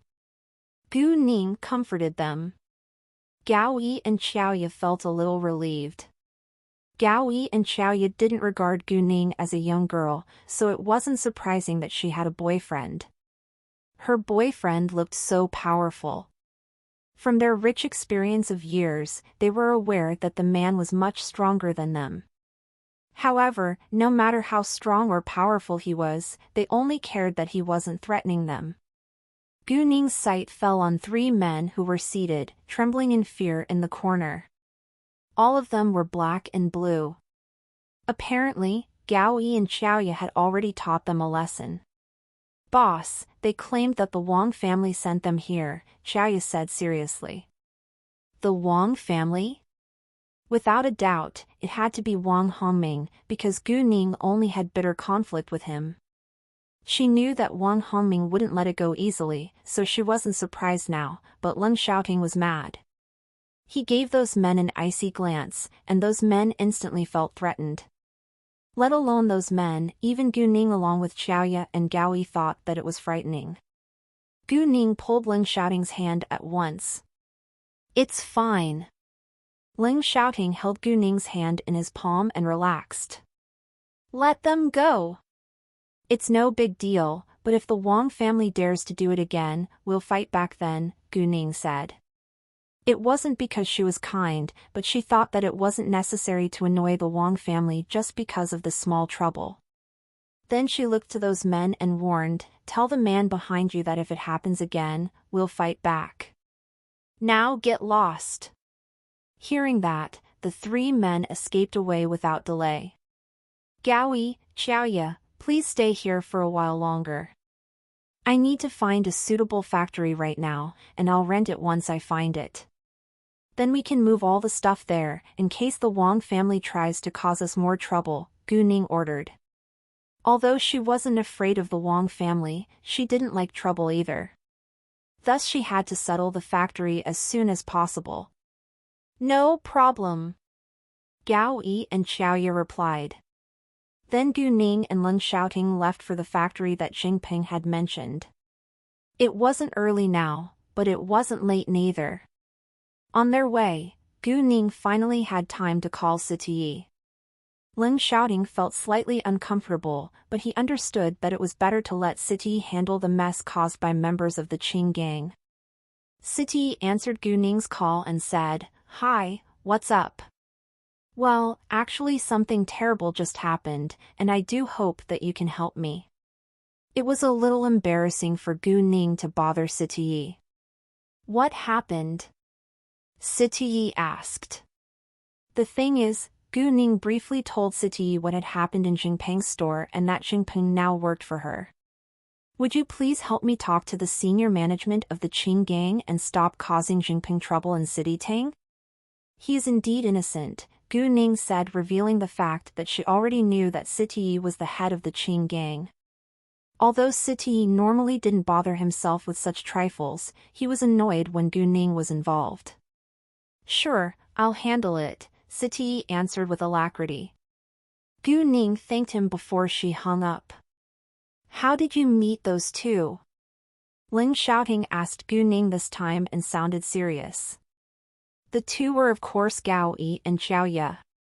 Gu Ning understood that Leng Xiaoting was worried about her safety, so she didn't hide the truth but just omitted some details. They had been chased by killers and badly injured. I rescued them and so they work for me now. I already got a hacker to remove their names from the wanted list, so they're safe now. In actual fact, Leng Xiaoting didn't know much about Gu Ning. He only knew her family background and some of her personal information, thus he had always been curious about why she was so excellent at kung fu and had expert marksmanship. Her professional ability was even better than senior members of the special forces. Moreover, her outstanding business acumen and skills of stone gambling also impressed Leng Xiaoting. She even casually got a hacker to remove their names from the wanted list. Leng Xiaoting wasn't confident that the most skillful programmer in the Red Flame could do that. He believed that only several of the top hackers in this country were able to do such a thing. As Gu Ning's boyfriend, he naturally wanted to know more about her, but he knew that it was her privacy. If she had no intention to tell him, he wouldn't ask. Gu Ning, in fact, knew very little about Leng Xiaoting as well. She only knew that he was a military officer, a major general, who came from the capital, but she knew nothing about his family. They didn't ask each other for more information because it wasn't the right time yet. Although they were boyfriend and girlfriend, they hadn't been together for very long. Gu Ning and Leng Xiaoting arrived at the factory area within minutes. This factory area was built less than 5 years ago, and it was still relatively new. It was large and divided into many small areas. There was an independent gate to each small area. To get through the gate, one had to have a pass, or an ID card.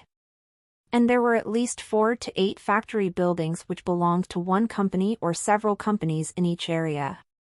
Gu Ning and Leng Xiaoting decided to check whether there were factories available for renting. Fortunately, there were many empty factories. Although Gu Ning only needed a large room, she had the intention to expand her business, so a large room wasn't enough. In the end, she chose a whole factory building which was 400 square meters in size with 3 floors and an underground room. In addition, it was for sale now and its price was 36 million yuan. Gu Ning thought that it wasn't a bad idea to buy this whole building, so she planned to take a look. After that, she called the seller's number. The seller immediately came over when he received Gu Ning's call. He did not live far from this factory area, so he arrived after 10 minutes. Under the guidance of the seller, Gu Ning and Leng Xiaoting followed him in walking through the building. Get your Avrite ovals at no/v/e/lbn.com. There was a garage which could accommodate 4 cars along with an empty warehouse on the first floor. And the 100 square meter large office area was on the second floor. There were 3 offices, a meeting room, a reception, a washroom, a pantry in the office area and an empty warehouse took up the rest of the second floor. On the third floor, there was a 100 square meter large canteen and another empty warehouse on the other side. The building had an elevator from the underground room to the third floor for the convenience of delivering goods. Gu Ning was satisfied. Since she liked it, she didn't hesitate to buy this building. However, the real estate bureau was about to get off work, so she had to wait for tomorrow to finish the legal procedure. Therefore, she signed the contract with the seller and paid a deposit of 100,000 yuan first. And the seller handed the key to Gu Ning. Gu Ning then got the pass which she could use to enter the small factory area. Employees who worked here had to have a pass. After settling the factory building, Gu Ning called Gao Yi at once. She told him to prepare a car and load it with the raw materials. She would come back to them and guide them to this factory area later. At the same time, the name of Tang Yining and what she had done caused a huge sensation in both City Tang and the domestic jewelry industry. Some doubted its authenticity, because it was too shocking and too unbearable to be true. In a luxury apartment in the capital, a young woman who was around 24 years old was lying on the sofa playing on her phone. She was wearing a tight, black lace dress which accentuated her perfect body. She had long dark red curly hair with heavy makeup and looked charming. She was surfing the internet, and suddenly a piece of news came into her sight. She was scared and jumped up from the sofa in anger after she noticed the name Tang Yining. She isn't dead? The woman lost her appetite to read the contents, but enlarged the pictures in an attempt to identify whether the female was Tang Yining. When she found out that the person in the pictures didn't resemble Tang Aining at all, the woman was greatly relieved. It's just the same name, she thought to herself. Yaxin, what's wrong? A man who was around 30 years old walked out of a bedroom. He noticed that the woman looked a little panicked. The man was in a black suit and had a handsome face. The woman was exactly Tang Aining's half-sister, Tang Yaxin, while the man was Qi Ziyue, who had schemed against Tang Aining along with Tang Yaxin. Oh, nothing. I just read some shocking news, Tang Yaxin replied. Although she was sure that the Tang Aining in the pictures wasn't her half-sister, she still panicked for no reason. Besides, she had an unusual feeling that Tang Aining wasn't dead. However, she refused to believe it, because they had witnessed Tang Aining's body being burned in fire. What news? Qi Ziyue walked over. Tang Yaxin gave her phone to Qi Ziyue. The man was also shocked by the name, Tang Aining, and grabbed her phone without delay. He ignored the content directly like Tang Yaxin had done, and enlarged the pictures to check the female in them. Qi Ziyue relaxed as well after he figured out that this Tang Aining wasn't the one that they knew, but he was amazed by the content afterwards. What? This woman cut out over 30 pieces of jade continuously? It's so incredible. What? Hearing that, Tang Yaxin was shocked too. Although the Tang family wasn't involved in the jewelry industry, they heard a lot about stone gambling. It was a highly risky business, but this woman could cut out over 30 pieces of jade one after another. They doubted its authenticity, but were still amazed. In City G, a friend of Master Bai's called him after the shocking news. They were both jade lovers, so they shared a lot of news concerning jade. After hearing the news, Master Bai was more than shocked now. He believed that the woman was Gu Ning because she was the only one who had such an outstanding ability of stone gambling that he knew of till now. Master Bai finished the conversation with his friend in a hurry, and looked it up on the internet. When Master Bai saw those pictures, he was sure that the woman was Gu Ning. Although the two didn't resemble at all, he had met Gu Ning after she changed her clothing, thus he was certain that he was right. This girl is truly unbelievable. Master Bai thought to himself. How come her judgments are so correct every time? Master Bai called Gu Ning at once. Gu Ning and Ling Xiaoting were on the way back to the street of stone gambling at this time. Seeing that the caller was Master Bai, Gu Ning understood that he must have read the news. Hi, Grandpa Bai, Gu Ning said. Hi, I heard the Queen of Jade has cut out over 30 pieces of jade in City Tang. It was you, right? Master Bai asked. Yes, Gu Ning didn't hide the truth. Jesus! Master Bai was shocked. You really amazed me this time. It's so unbearable. And why didn't you leave the high-quality jade for me? I can pay you. Master Bai was a little mad. Gu Ning didn't know what to say, but tried to explain, Grandpa Bai, please don't worry. I've already saved many pieces of high-quality jade for you. They're even better than those I've cut out in City Tang. In fact, Gu Ning had several raw materials which contained jade with thicker power than the top-level jade she had already cut out. Really? That will be so nice. When will you be City G again? Master Bai was thrilled, and couldn't wait to meet Gu Ning. I've been busy recently, and I'm afraid that I won't be coming to City G until the holidays are over, Gu Ning answered. Fine. Master Bai was disappointed. Gu Ning chatted with Master Bai for a while longer. Master Bai reminded her to be careful because City Tang was well known for its high crime rate and was located at the border of the country. Although Gu Ning wasn't an ordinary girl and was excellent at kung fu, she should still take good care of herself. Master Bai called Master Yan and Master Fu without delay after he hung up the call with Gu Ning. Master Yan and Master Fu were also shocked, but but Master Bai told them that Gu Ning was busy, so they didn't call Gu Ning directly. Gu Ning went to Xingpeng's store later.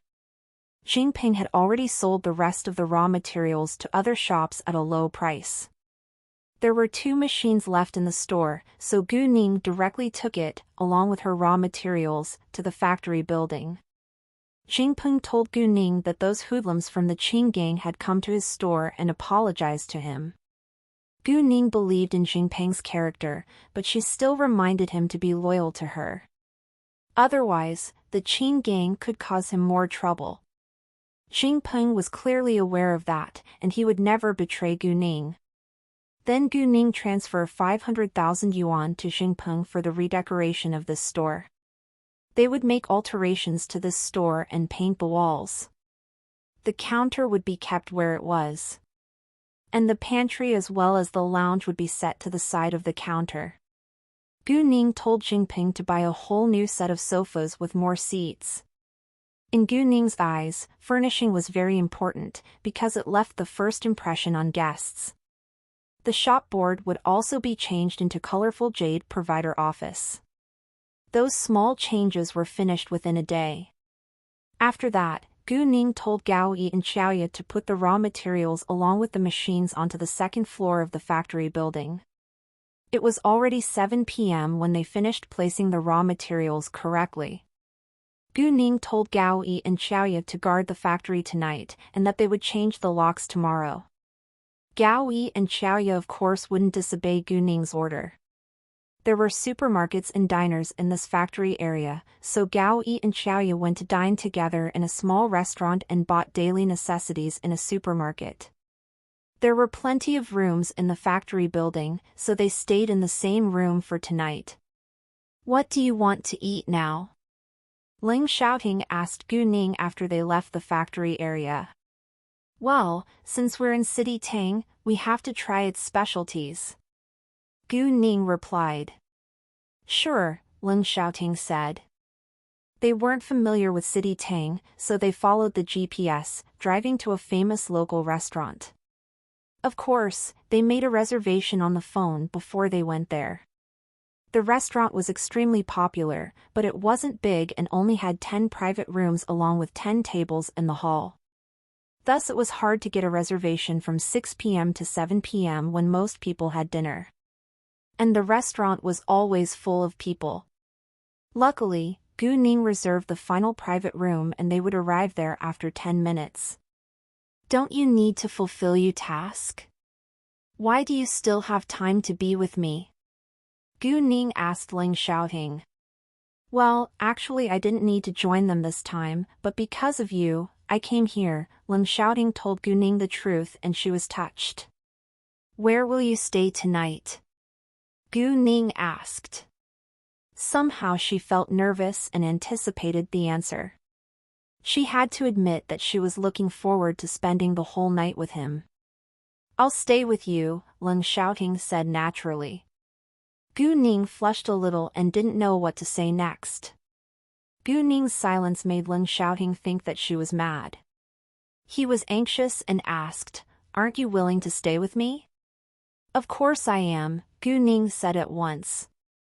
Hearing that, Ling Xiaoting relaxed. A few minutes later, they arrived, and the hall was filled with people. Many were even waiting outside for empty seats. This small restaurant wasn't a fancy hotel at all, but it had its own special style of decoration. Many rich people also came here due to its delicious food. Gu Ning and Ling Xiaoting went straight to their reserved private room. However, just as they walked into the passage, they heard a noisy argument from inside the private room. "Miss Wang, I'm sorry. This private room has already been reserved. Please wait for a little while longer," the hotel manager said politely. "No. I don't care who reserved it. I want it now," a female voice said arrogantly. Gu Ning immediately recognized the voice. The female was Wang Xinyan. To Gu Ning's surprise, they met each other in an argument once more. Wang Xinyan enjoyed grabbing things from others so much that she just grabbed the raw material from Guning today, and now she tried to grab Guning's reserved private room. "Miss Wang, please don't cause us trouble," the manager said resignedly. "How come I'm the one who is causing trouble here? I'm the daughter of the Wang family. It's your honor that I choose to dine here. If you dare to stop me again, I can make you close your restaurant," Wang Xinyan threatened. "Exactly. How dare you act against the Wang family?" Several boys and girls who were standing along with Wang Xinyan supported her orally. The manager was annoyed but indeed didn't dare to argue with her any longer. At this time, Gu Ning and Leng Xiaoting walked in. "We have reserved this private room, do you want to grab it from us?" "So what?" Wang Xinyan looked over saying with disdain. However, when her gaze fell on Leng Xiaoting, she was stunned by his extraordinarily handsome appearance. "He's so handsome," Wang Xinyan thought to herself. She had never met such a handsome man before. Even those male idols or stars were barely comparable to him. Gu Ning understood that Leng Xiaoting's appearance was super attractive to girls wherever he went, but she was uncomfortable when those girls fixed their eyes at Leng Xiaoting. Anyway, Leng Xiaoting was her boyfriend, and those girls could do nothing about it. However, when Wang Xinyan made eyes at Leng Xiaoting, Gu Ning was extremely displeased, because she already disliked Wang Xinyan. Seeing Leng Xiaoting, Wang Xinyan forgot to argue with Gu Ning, but stepped towards Leng Xiaoting directly. "Hi, nice to meet you. My name is Wang Xinyan. I'm the daughter of the Wang family, which is one of the 4 most powerful families in City Tang," Wang Xinyan said with great pride while holding out her hand to Leng Xiaoting. However, Leng Xiaoting remained expressionless, as if Wang Xinyan didn't exist. Wang Xinyan felt embarrassed and snapped, "Hey! I'm talking to you. Are you dumb?" Leng Xiaoting still ignored her and stayed calm, but Gu Ning couldn't tolerate it anymore. She squinted and warned, "Mind your words. Stay away from my man, B*TCH. How dare you say that to me?" Wang Xinyan was irritated. "You deserve it," Gu Ning said. Wang Xinyan was mad. News@n/fel/b/i/n. Co. "What do you think you are? How dare you humiliate Miss Wang? Do you know how powerful the Wang family is?" a girl who was with Wang Xinyan threatened. Hearing that, Leng Xiaoting finally reacted. He gave the girl a cold sharp glance, and the girl was frightened. She could barely breathe now. All the other people who were with Wang Xinyan felt threatened. This man wasn't someone that they could mess with. The Wang family? I don't care about the Wang family. No matter who you are, if you dare to humiliate Ningning, I'll unseat your whole family, Leng Xiaoting said icily, which scared everyone a lot. Their first reaction wasn't to doubt Leng Xiaoting's words, they were truly afraid that he would unseat the Wang family, because Leng Xiaoting had an air of power. Wang Xinyan had always been arrogant, and was used to being flattered by people around her, so she didn't believe that the man before her eyes could hurt the Wang family. Who do you think you are? Do you really think that you have the ability to unseat the Wang family? Well, that's all for this part, truckers. See you all in the next video.